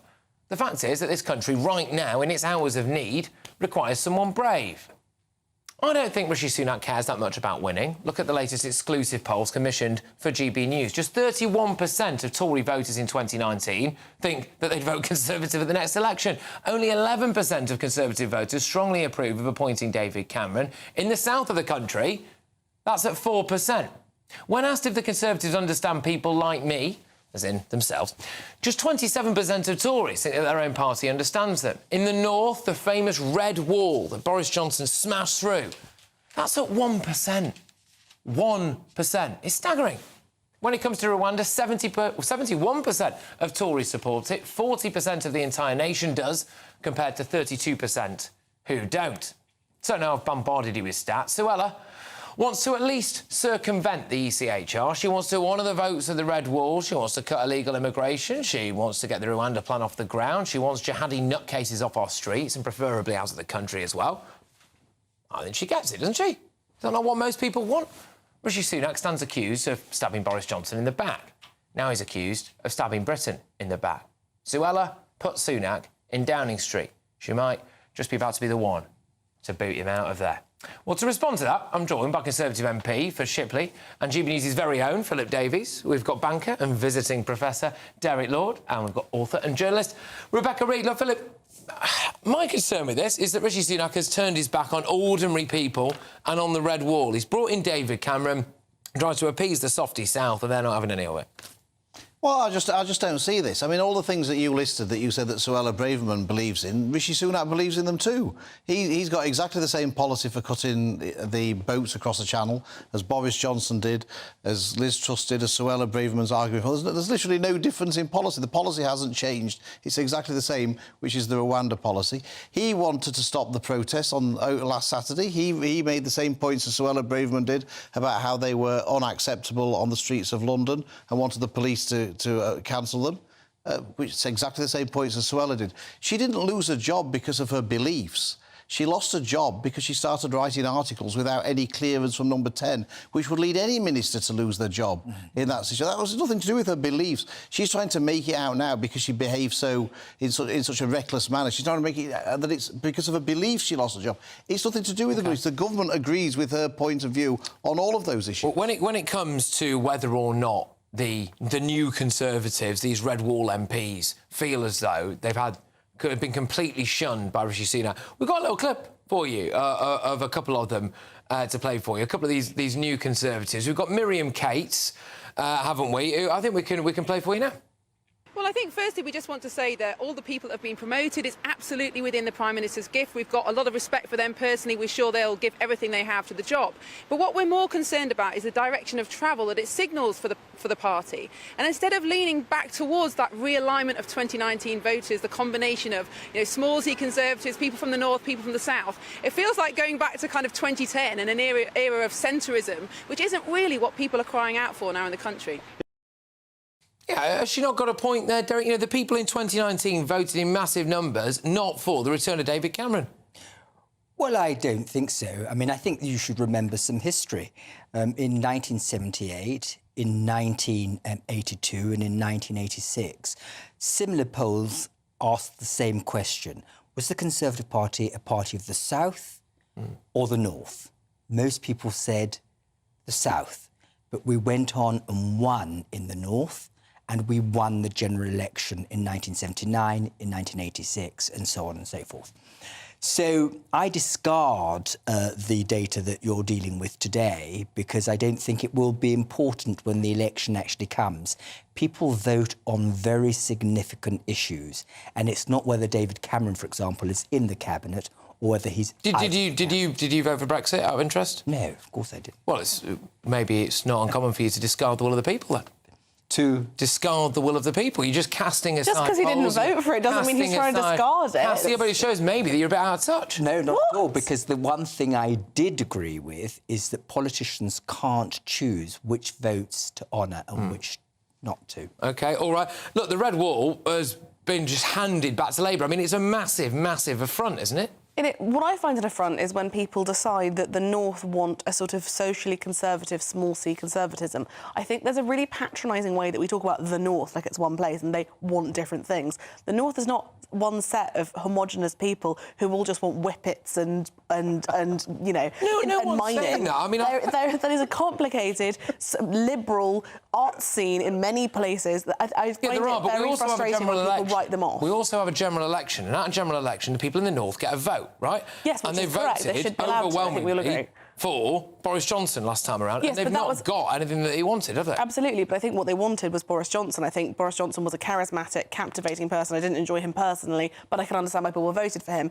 I think people all across the country feel they've been messed around by this party, which we all have been, and consistently I think people think they need a break. Look, so what Suella is essentially saying here, really, is that the people who voted for the Tories in 2019 and the people who voted for Brexit in 2016 have had their backs, put up massively by Rishi Sunak, who's not putting anything out there that they voted for, and it's an affront to democracy, and he never really fancied it anyway. And potentially, as well, this is just a footnote in his CV. It is a privilege to serve, and one we should not take for granted, she says. Service requires bravery and thinking of the common good. It is not about occupying the office as an end in itself. I think that's quite telling. But our very own Camilla Tominey, who you can catch at the weekends, of course, right here, of this parish, Philip, has come out and said that this is essentially a naked leadership bid by Suella Braverman. Would you agree with that? I don't know if it is. I think it's a misguided one. I don't think it will help her in any leadership bid, to be perfectly honest. If it is, I fear that she's made a mistake. Derek? I think that she has decided in her own mind that the Conservatives have lost the general election already, and that she's positioning herself for a leadership election challenge where she believes that she'll be able to say that we lost that election because we weren't right-wing enough, and that she will get the support of the party members. Your views? I'm worried that there's going to be a sort of critical mass of Suella, Miriam Cates, Annie Kruger, etc., who are going to lean into, like, social conservatism, and that really scares me, because I think there's a lot of great work done by the Tories, particularly under David Cameron, in terms of things like equal marriage and teen pregnancy rates falling because of sex education, and I would be so devastated to see that good work destroyed by a naked, ambitious pitch. Well, the trouble is we've got... I thought you said... Oh, I'm so sorry. For a second there, I thought you said something else. The problem is with all of this is that people are obsessed with personalities all of a sudden. We've got these sort of cult figures, you know, whether it's Boris Johnson or whether it's Donald Trump, or they're cult figures. Why don't we just focus on the policies that the government are pursuing rather than the personalities all the time? I miss boring politicians, I really do. On that, I've got to ask you, Philip, right? So, Esther, your other half, has just got a new job in government. What is this job?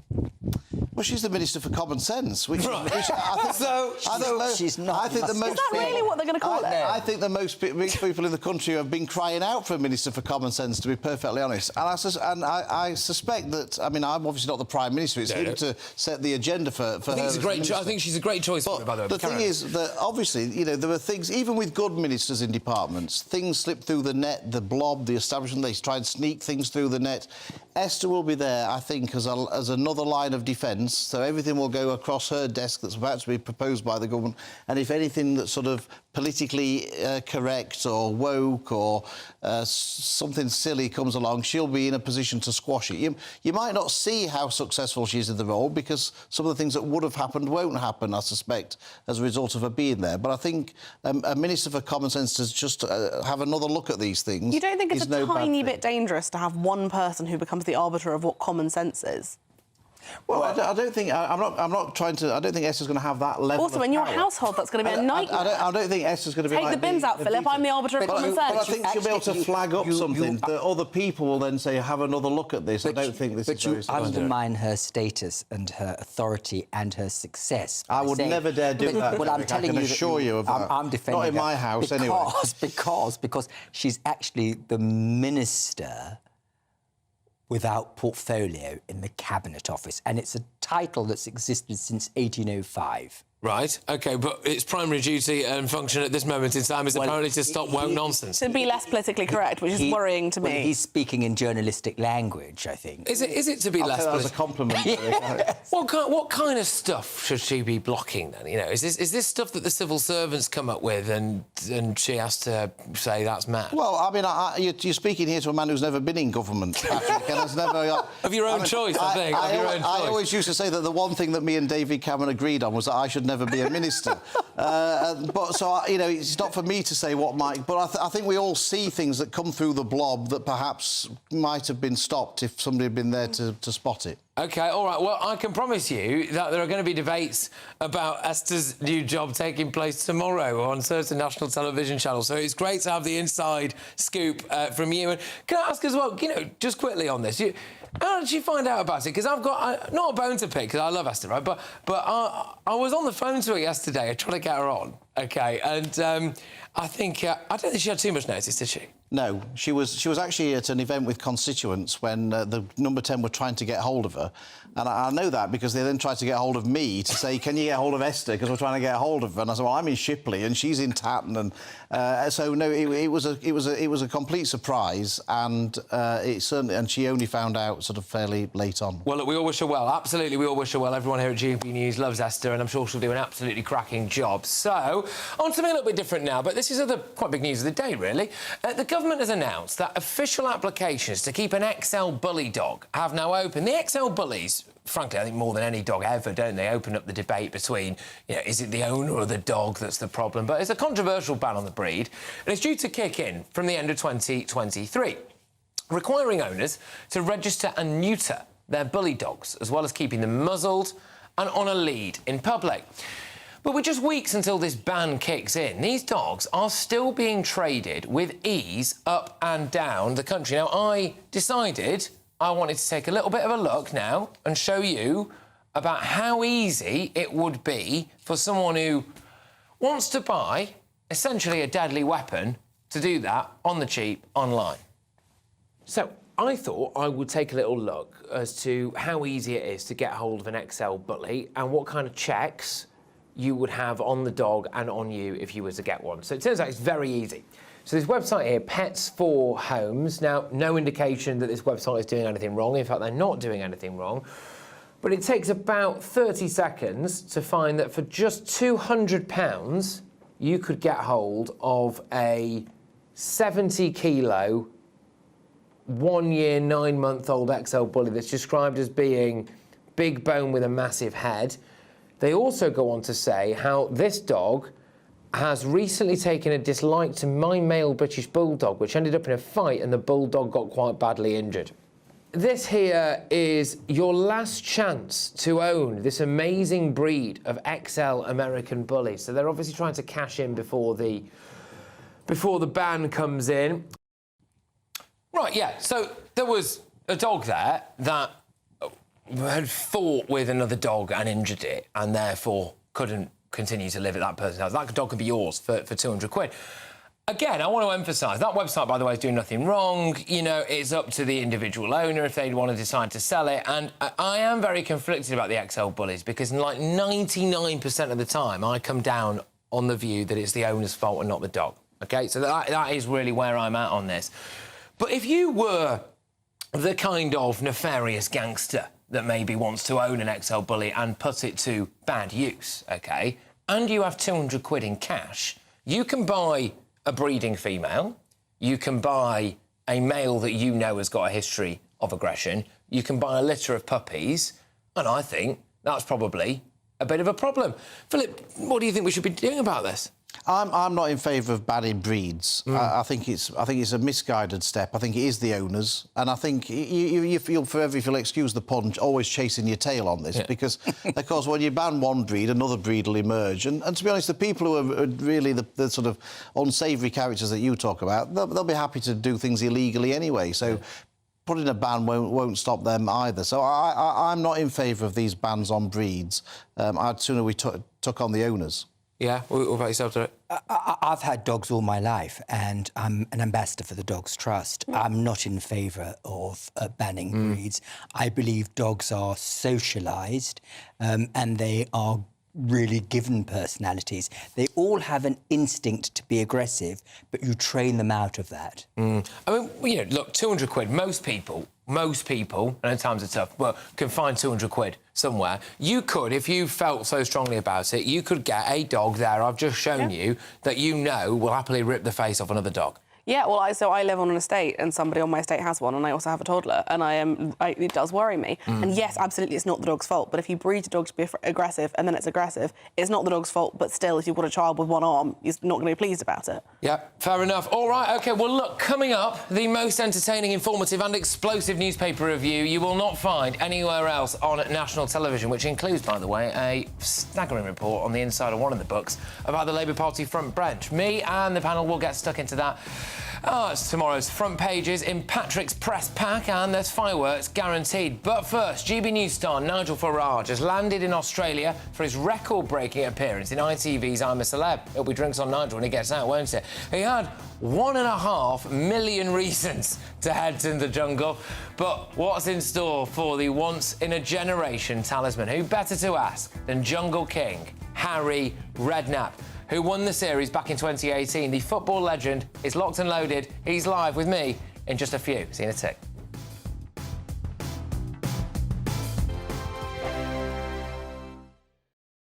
I think the most exciting bit for me is talking to people. People who I think are ignored often by the major news channels. We're going to give news they want to hear. There's a voice there that needs to be heard. I think there's a chance here for a diversity of opinion to be expressed, which you don't find elsewhere. It's really exciting. We don't hold back. We're free to say how decisions that are taken here affect us all around the country. Only on GB News, the People's Channel, Britain's news channel. There's only 3 people you can trust in life: your doctor, your lawyer, and your nana.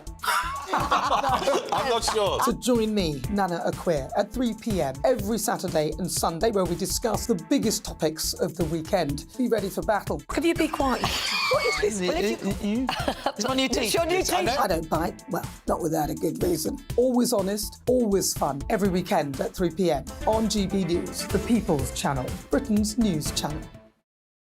So Jubes and Kerr, we tackle the issues of the day with real, robust debate, both sides of the fence, battling it out with me in the middle with my forthright opinions and views. And often really interesting things happen because you start with a position and then by the end of the debate you find actually, well, I might not have thought about that one. What we need in this country is 2 new political parties. You should maybe think about doing a 2024 calendar.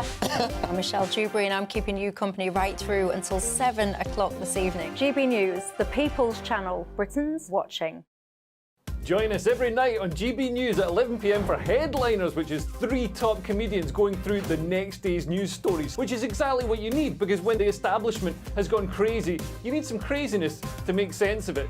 Headliners. You don't have to bother reading the newspaper. We've got it covered for you. Every night at 11 p.m. and repeated every morning at 5 a.m. We won't send you to sleep like some of the other paper review shows out there. So join us 11 p.m. every night on GB News. The People's Channel, Britain's news channel. GB News, unlike other broadcasters, isn't obsessed with the London-Westminster bubble. We think there's a nation beyond the M25, and that's why we talk about the issues that matter across the land. Join me on State of the Nation, 8 to 9 o'clock, Monday to Thursday, on GB News. Daisy's listening, and you should too.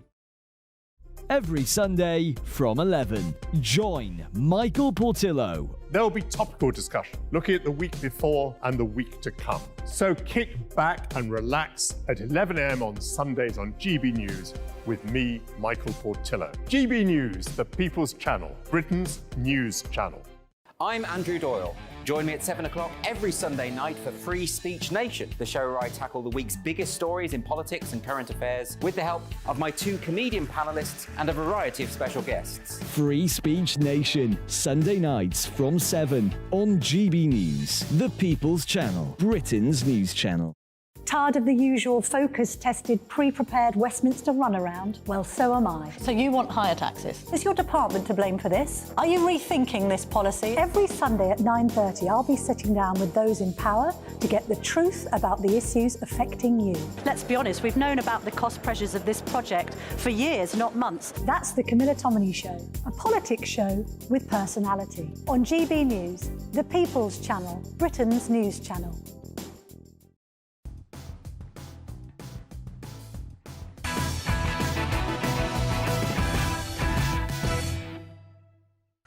We will cover tomorrow's top stories with Patrick's press pack very, very soon. The most entertaining press preview that you will get anywhere on national television. That's a promise. But first, it's former Premier League manager and king of the I'm a Celeb jungle, Harry Redknapp.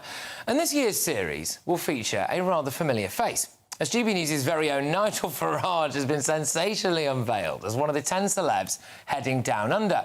After winning the hearts of the nation and the series back in 2018, Harry Redknapp knows all about what it takes to survive the trials and tribulations of the Australian jungle. Harry joins me now. Good stuff. Look, Harry, who are you backing to win? Do you think Nigel can do it? Absolutely, yeah. I think he'll do very well. You know, he's a big personality. I think the people are like him. He'll be, yeah, I can see him doing very well in there. Do you think there's a good chance that he might actually be crowned King of the Jungle? Because that would be a shock for a lot of people. I do. I've got a feeling he could be, yeah. I don't know if anybody's told him yet, but there's no win bonus if you win, so maybe he won't try quite so hard. But, you know, I think he will do very well. I mean, how tough is it actually in the camp? I think the big concern that I have for Nigel is I hope someone's told him that he can't get his hands on a nice glass of red or a pint. He can't have a fag either. I know he likes his smokes a bit, doesn't he? You know what, Harry? They've made an exception for Nigel Farage. Nigel Farage is able to smoke in the jungle. Yeah, exactly. No. How do you feel about that? Very surprised. I mean, that's a shock. I mean, yeah, I really can't believe that. I thought that was definitely, it was, you know, they obviously made special rules for him, but they obviously wanted to get him in there badly. So he'd probably get a pint in there as well. It wouldn't surprise me. Yeah, well, I'll tell you what, if there's one in there, he'll find it, OK? He'll find it for sure. Look, what was the most testing bit for you? Because I think a lot of people assume, don't they, that actually when the cameras turn off, there's a set somewhere around the corner, an all-you-can-eat buffet in a swimming pool. Yeah, well, that's what I thought before I went in there.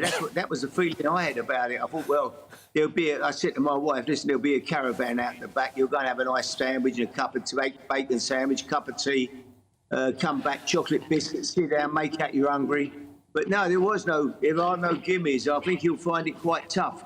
And what he probably doesn't realise, before he goes in the jungle, he'll be 4 or 5 days in lockdown with a chaperone who won't leave him. Almost certainly 16, 18 hours a day, they'll follow him until he goes to his bedroom, you know?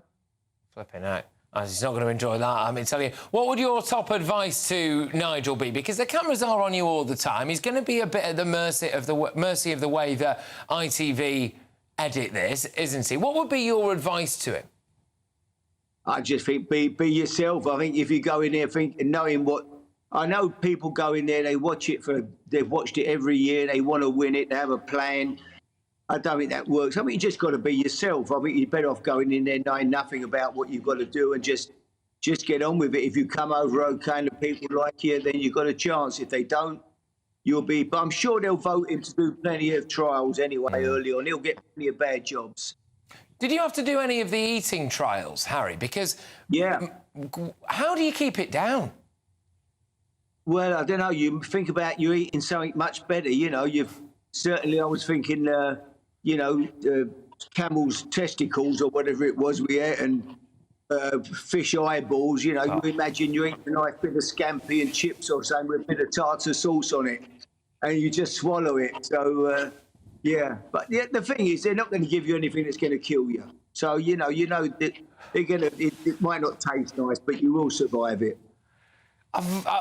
It's one way of looking at it. I just don't think I could do it, honestly. I think it might be great TV if I went in there because I'm scared of everything and I just couldn't keep down a fish's eyeball, for goodness sake. But listen, if they come and give you as much as they give Nigel, I think you'll go. They tell you if that sort of money you're supposed to be getting, then I think you might well have a go at it if you get the chance. Look, I'll ask it, Harry. Right, £1.5 million, supposedly. Big money, good money, fantastic money, isn't it? Well, you paid that. Yeah, too good to. I'd go back in for that. Yes, certainly I would. I'd go in for a month. I'd go in for 2 months for that money.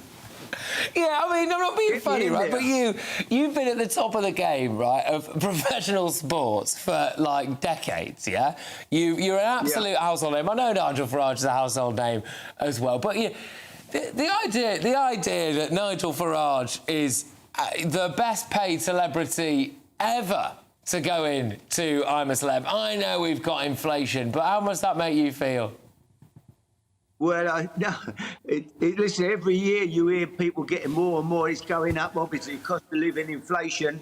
And so where's it going to end? I mean, I would think he's top of the tree at £1.5 million if that's what he's got. I don't think anyone would have earned that sort of money in the past. Harry, you're an absolute legend. I just want to say a massive thank you. And you heard it here first, all right? The king of the jungle himself saying that he thinks that Nigel Farage, our very own, could well be the next king. Harry Redknapp, you legend. I'll see you very, very soon. Well done.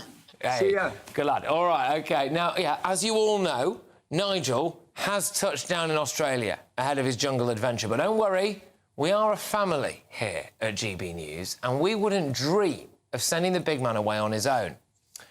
Our reporter, Ben Leo, you know this guy, we sent him into Greenpeace's headquarters, didn't we? We've sent him to the Welsh Senedd to doorstep people there. He's been out and about outside ITV's headquarters getting scoops. He was at Westminster for us yesterday, getting politicians as they come and they react to one of the biggest political news stories of a generation. Well, he's got some exciting news for you now. Take it away, Ben. Nigel Farage? In the jungle? During the Australian summer? £1.5 million? Right. Yes, Patrick, that's right. I will be heading to the jungle as well. GB News man on the ground covering Nigel's every cough and spit on his jungle adventure. Tune in, breakfast till prime time, for your exclusive updates on Nigel Farage in I'm a Celeb. I'll see you down under. I've got a plane to catch.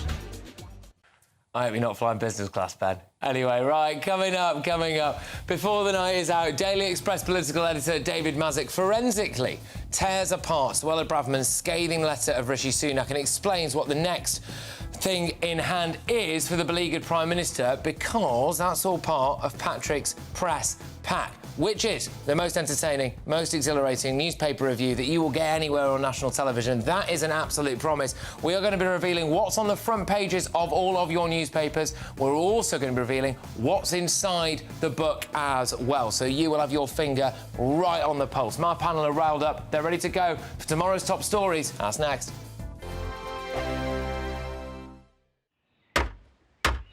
Who is it? We're here for the show. Welcome to the Dinosaur Hour with me, John Cleese. I was married to a therapist. And you survived? I thought we were getting Hugh Laurie. Second best. You interviewed Saddam Hussein. What's that like? I was terrified. I'm playing strip poker with these three. Oh! No, thank you. My CDs need to be put in alphabetical order. Are you going to be problematic again? The Dinosaur Hour. Sundays at 9 on GB News. Tired of the usual focus-tested, pre-prepared Westminster runaround? Well, so am I. So you want higher taxes? Is your department to blame for this? Are you rethinking this policy? Every Sunday at 9:30, I'll be sitting down with those in power to get the truth about the issues affecting you. Let's be honest, we've known about the cost pressures of this project for years, not months. That's the Camilla Tominey Show, a politics show with personality. On GB News, the People's Channel, Britain's news channel. In the GB Newsroom, we bring you the news as it happens. With our team of dedicated journalists across the UK, we're ready to give you accurate reporting every day. When the news breaks, we'll be there with bulletins on GB News, the People's Channel, Britain's news channel. Now then, Lee Anderson here. Join me on GB News on my show, The Real World, every Friday at 7 p.m. I'm not eating bloody cat. Are you Delicious. mental? Open your mouth. OK, here comes a train. Reminds me of the scene in Singing in the Rain. Adam, is that a good one? Whoa! Join me at 7 on GB News, Britain's news channel. I'm Andrew Doyle. Join me at 7 o'clock every Sunday night for Free Speech Nation, the show where I tackle the week's biggest stories in politics and current affairs with the help of my 2 comedian panellists and a variety of special guests. Free Speech Nation, Sunday nights from 7 on GB News, the People's Channel, Britain's news channel. GB News, unlike other broadcasters, isn't obsessed with the London-Westminster bubble. We think there's a nation beyond the M25, and that's why we talk about the issues that matter across the land. Join me on State of the Nation, 8 to 9 o'clock, Monday to Thursday, on GB News. Daisy's listening, and you should too. I think the most exciting bit for me is talking to people. People who I think are ignored often by the major news channels. We're going to give news they want to hear. There's a voice there that needs to be heard. I think there's a chance here for a diversity of opinion to be expressed, which you don't find elsewhere. It's really exciting. We don't hold back. We're free to say how decisions that are taken here affect us all around the country. Only on GB News, the People's Channel, Britain's news channel.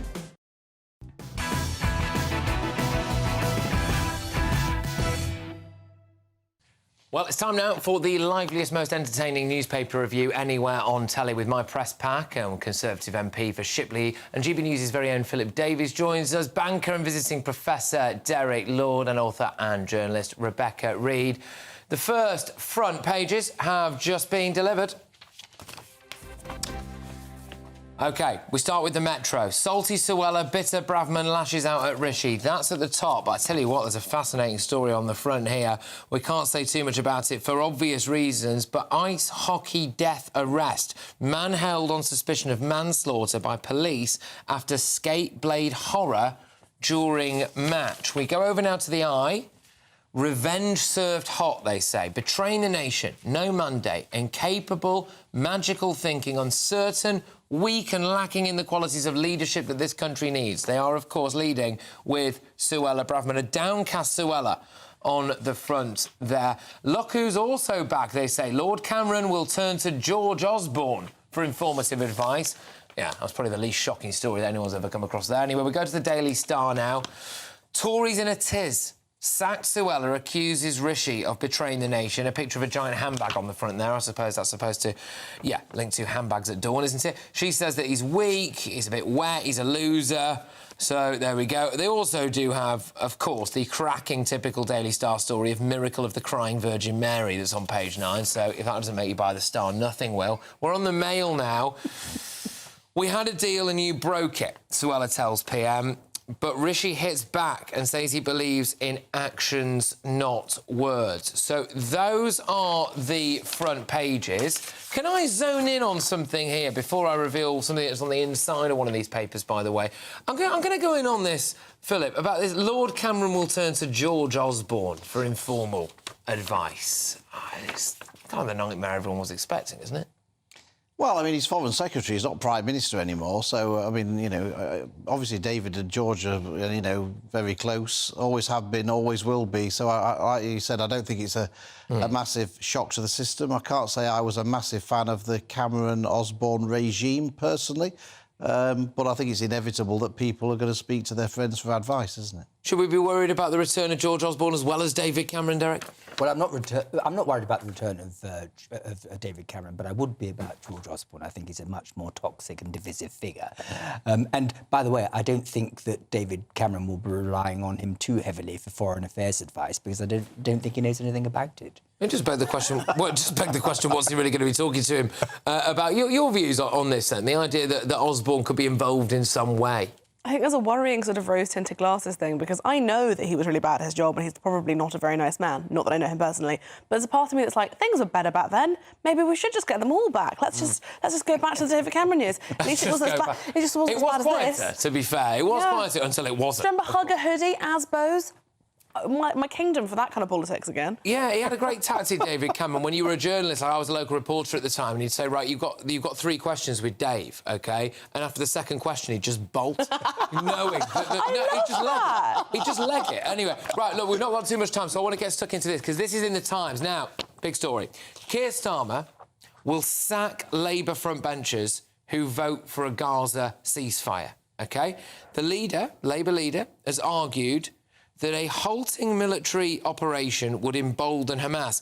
Phil, this is strong from Keir Starmer, isn't it? Sir Keir Starmer is ready to sack shadow frontbenchers who defy the Labour line and back a ceasefire in Gaza on Wednesday. Yeah, well, he's going to have to do that, isn't he? You can't have anarchy on the front bench where people just sort of vote however they fancy and you can still carry on with your job. So I don't think he's really got any choice in that regard. It'll be interesting to see how many Labour MPs not just vote against, it'll be interesting to see how many abstain. That's what you should always watch for in these things. The number of people who just decide, I won't be there for the vote. There could be a very high number of those. Yeah, what do you make of this then, Derek? I mean, this is Starmer standing up to quite a lot of loud voices in his party. Well, I mean, he has got some kind of authority over the front bench, which he doesn't have over people who are on the back benches. So he would have to make an example of them. But by the way, I mean, the thing usually that would happen is that they would resign in advance of voting against the party whip. And it would be very surprising if they chose not to do that. But I would make a broader point, is that Parliament is a much better place for people like Philip, because for centuries we've sent men and women to Parliament to exercise their judgment and deal with our concerns and grievances, and not to be bound by a party whip, particularly when their conscience doesn't take them in that direction. Go on your views on this, because this is an issue that, frankly, Keir Starmer could have come unstuck on, and he's coming out to be very strong on this now. You say he will sack anyone, it's expected. He'll sack anyone if they don't toe the Labour Party line. He's in a really unenviable position because the Labour Party has a really toxic history of anti-Semitism and he needs to not lean into that. But also, a lot of Labour MPs come from constituencies where Islam is the dominant religion and, generally speaking, sympathy is with Palestine. Yeah. And anybody who is seeing news coming out of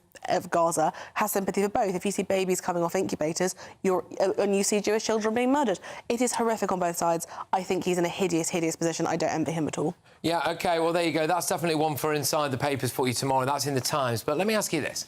What do Nigel Farage, Esther McVey and Jeremy Corbyn and Humza Yousaf have in common? No, not the most dysfunctional coalitions who ever graced the UK.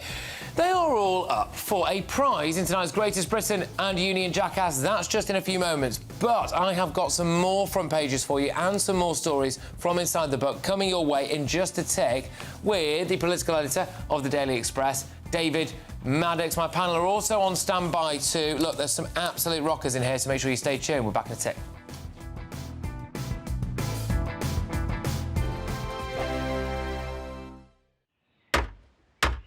Who is it? We're here for the show.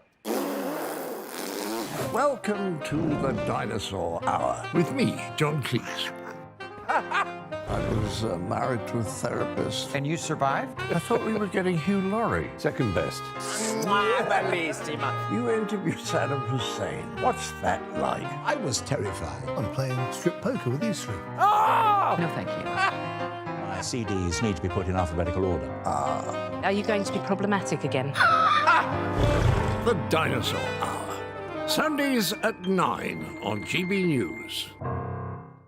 What you get for breakfast is something that, if we do our jobs right, you will wake up to news that you didn't know the night before. It's a conversation. It's not just me and Eamon. We want to get to know you, and we want you to get to know us.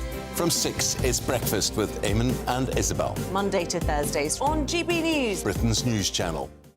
Tired of the usual focus-tested, pre-prepared Westminster runaround? Well, so am I. So you want higher taxes? Is your department to blame for this? Are you rethinking this policy? Every Sunday at 9:30, I'll be sitting down with those in power to get the truth about the issues affecting you. Let's be honest, we've known about the cost pressures of this project for years, not months. That's the Camilla Tominey Show, a politics show with personality. On GB News, the People's Channel, Britain's news channel. I think the most exciting bit for me is talking to people. People who I think are ignored often by the major news channels. We're going to give news they want to hear. There's a voice there that needs to be heard. I think there's a chance here for a diversity of opinion to be expressed, which you don't find elsewhere. It's really exciting. We don't hold back. We're free to say how decisions that are taken here affect us all around the country. Only on GB News, the People's Channel, Britain's news channel.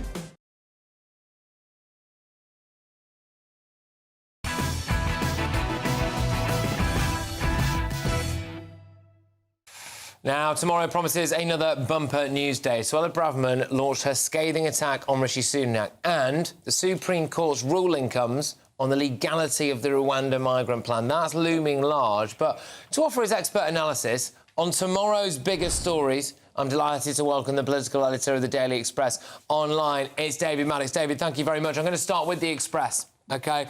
War is declared, it says on the front. Suella accuses Rishi of betraying the nation. Suella Braverman accused Rishi Sunak of betrayal in this blistering attack. What do you make of that, David? Well, I don't think we could be more right with our headline, actually. I think that is exactly what Suella did with her letter. She read out the charge sheet. She essentially accused the Prime Minister of being duplicitous in the agreement that he made with her when he appointed her as Home Secretary. I remember reporting on that, actually, as a kind of insider story at the time when he became Prime Minister, reporting on the talks he had with Suella. And, there was certainly an agreement there, and it looks like he's broken it. The Rwanda decision could be the breaker on all this. If it goes the wrong way, then the Prime Minister's got a fight on his hands to survive. Look, she's obviously saying that she has got copies, it would appear anyway, of some of these agreements that they've reportedly signed together. Do you expect in your paper and other papers to be receiving some copies of those signatures and those contracts, do you think, at some point, and then publishing them? I wouldn't be surprised. I gather she's going to be making a statement to the House tomorrow. So I wonder if she's going to produce it with a flourish and say, here it is, and then distribute it to our good selves in the media. That's what I would do. If I was advising her, that's what I would tell her to do. And I think we're going to have quite some drama tomorrow.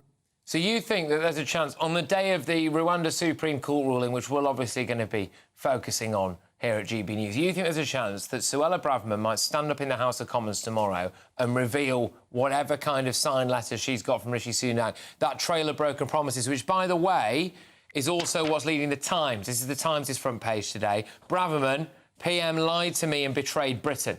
Very strong on the front of the Times.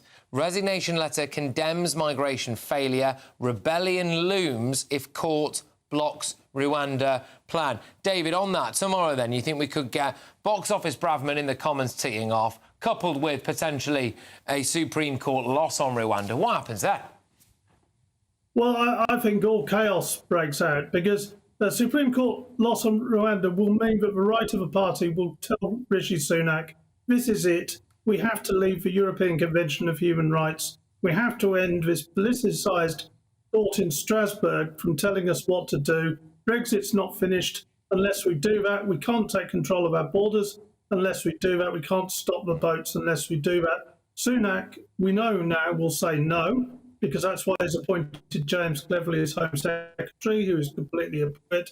And Suella will raise the banner in the House of Commons. And I think from then on, the letters will be going in. It may take a few weeks, but, that's where we are. Look, just quickly, because we don't just want to bring you the front pages here. We want to bring you some scoops from inside the book as well. And tonight's Telegraph carries a column from GB News' very own Camilla Tominey, who writes this. Suella Braverman's killer resignation letter is an unashamed leadership pitch, designed not just to humiliate the man who sacked her, but also to position herself as a leadership contender if or when the party lose the 2024 election. David, we've not got too long. What do you make of that? Well, Camilla's a brilliant journalist, of course, like me, formerly of the Sunday Express. One thing I would say is not necessarily before the next election. The people I'm talking to suggest that her eyes are become leader and Prime Minister ahead of the general election. So you have not only predicted that all chaos might break loose tomorrow, that Suella Braverman might tee off in the Commons, but she might also technically be Prime Minister before the next election. I don't know what we're paying you, David, but it's not enough.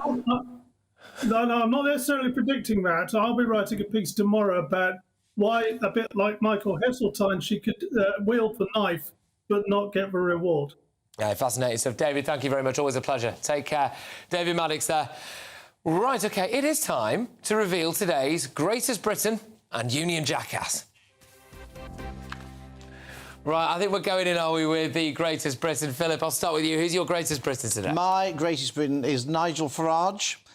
He's one of the greatest Britons anyway, in his own right, but he's taken the political world by storm. He's now taken the media world by storm on GB News, and I think, like Harry Redknapp, he's going to take the jungle by storm too. You had a little look at the odds. I had a look at the odds. I always look at the odds. I'm sure Harry Redknapp looked at the odds as well. He likes a bet as well. Good old Harry.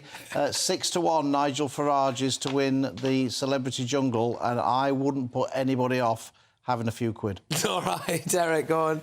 Well, my Greatest Britain is Esther McVey, and I'm saying that not because her husband... Showed you up there, Phil. I didn't know he was going to... I didn't know that he was going to be here, because I'll miss her to start with, and also because I think she's full of sound common sense, and Britain needs that. OK, well, we're off to a strong start. Go on, Rebecca. Mine's the GCVI, which is the Joint Committee on Vaccinations and Immunisations, who are trying to make the chickenpox vaccine available to babies, which would mean that children get less ill. And it's just really, really nice, less of a financial burden. At the moment, you have to pay for it privately. It'd be great not to have to. So you have to pay for it? I did not realise you had to pay for chickenpox. And in America, in most other European countries, it's a standard thing that children are given. Here, the policy is just let them have it. I do wonder whether or not a lot of the old... issues that we had with COVID are putting people off getting other vaccines. Yeah, but it's really important. The MMR, really, really important. Not the same thing. All right. Right, so the winner of tonight's Greatest Britain is Nigel Farage. Shock horror, obviously. Although, to be fair, I genuinely wrestled with the idea of Esther McVey, but I didn't want to really show you up, Phil. We can have a joint winner. Right, Union Jackass. Go on, Phil. My Union Jackass, and if it was a world championship for Union Jackasses, my nomination would probably win. It's Jeremy Corbyn. He could probably win it most days of the year, but he's definitely winning it today. Yesterday, 15 times repeatedly, he refused to say that Hamas were a terrorist organisation. Total jackass. Yeah, go on then, Derek. Humza Yousaf, the leader of the SNP, for calling for a general election. The only person in Britain that doesn't really want one is him. OK, well, fair enough. Right, go on then. Mine is Jamie Lynn Spears, also going into the jungle. She was asked what she... the little vox pop, they all said why they were famous, and she said, I'm best known as an actress and singer. No, she's not. Yeah. Sorry, the delusion to sit there and say she's Britney Spears' little sister. Oh, I see. The only interesting thing she's ever She's best known for being an actress and a singer. No, she's best known for being... As I said, the only interesting thing she ever did was get pregnant at age 16 on a Nickelodeon show. That was good gossip. Right, well, it's strong stuff, I must admit. Right, we're going to go... my winner of the Union Jackass is Humza Yousaf. It could have been Jeremy Corbyn again, to be fair, but I didn't want to double fill. Right, thank you very much. Fantastic panel. I've really, really enjoyed it. We've set the world to rights. We've had a laugh as well. Phil, Derek, Rebecca, thank you. I will be back again tomorrow at 9 p.m. It's going to be mega tomorrow, OK, because we've got whatever Suella says in the Commons. We've also got the old Rwanda ruling. Could there be a Tory coup? See you at 9. Hello, good evening. Alex Burkill here with your latest GB News weather update. Ahead of some wet and windy weather on Thursday, we have a bit of a north-south split as we go into Wednesday. That's because we have a front lying across northern parts, which is going to bring the focus of the cloud and the showery rain here. Meanwhile, it's a quieter picture further south. So as we go through this evening, some clear skies across southern areas. Yes, a scattering of showers, but mainly dry. A different story further north. Lots of cloud and outbreaks of rain. Some of these could be heavy at times too. Temperatures won't drop a huge amount for most of us, but with some clear skies across the far north of Scotland, here a touch of frost is quite likely. As we go through Wednesday, then we continue with this north-south split, staying cloudy with further outbreaks of rain across many northern areas. But for more central southern England, Wales and Northern Ireland, it's looking largely dry. A few showers pushing their way in across parts of Wales and towards the Bristol Channel, but otherwise plenty of sunshine and even sunny skies for northern Scotland too. Temperatures for many, though, down a degree or so compared to today, with highs of around 12 or 13 Celsius. As we go through Thursday, then, a swathe of wet and windy windy weather is going to push its way up from the southwest, staying drier further north, but in the south we could see some heavy rain with 30 to 50 millimetres perhaps, and gales possibly even stronger than that in exposed coasts. Friday looks like it will be a quieter day before the wet and windy weather returns in time for the weekend. Bye-bye. Coming next time on the Dinosaur Hour. You know, we killed a man, did I tell you that? No. Bellissima, oh, bellissima, bellissima, oh, bellissima. We were in Arizona. She got stung by a scorpion. The scorpion What do you mean by that? The scorpion was throwing up for hours. The Dinosaur Hour with me, John Cleese. Sundays at 9 on GB News.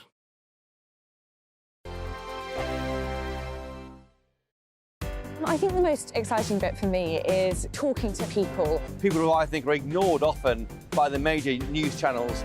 We're going to give news they want to hear. There's a voice there that needs to be heard. I think there's a chance here for a diversity of opinion to be expressed, which you don't find elsewhere. It's really exciting. We don't hold back. We're free to say how decisions that are taken here affect us all around the country. Only on GB News, the People's Channel, Britain's news channel.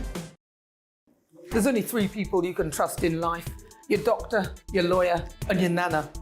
I'm not sure. So join me, Nana Aquare, at 3 p.m. every Saturday and Sunday, where we discuss the biggest topics of the weekend. Be ready for battle. Could you be quiet? What is this? It's my new teeth. It's your new teeth. I don't bite. Well, not without a good reason. Always honest, always fun. Every weekend at 3 p.m.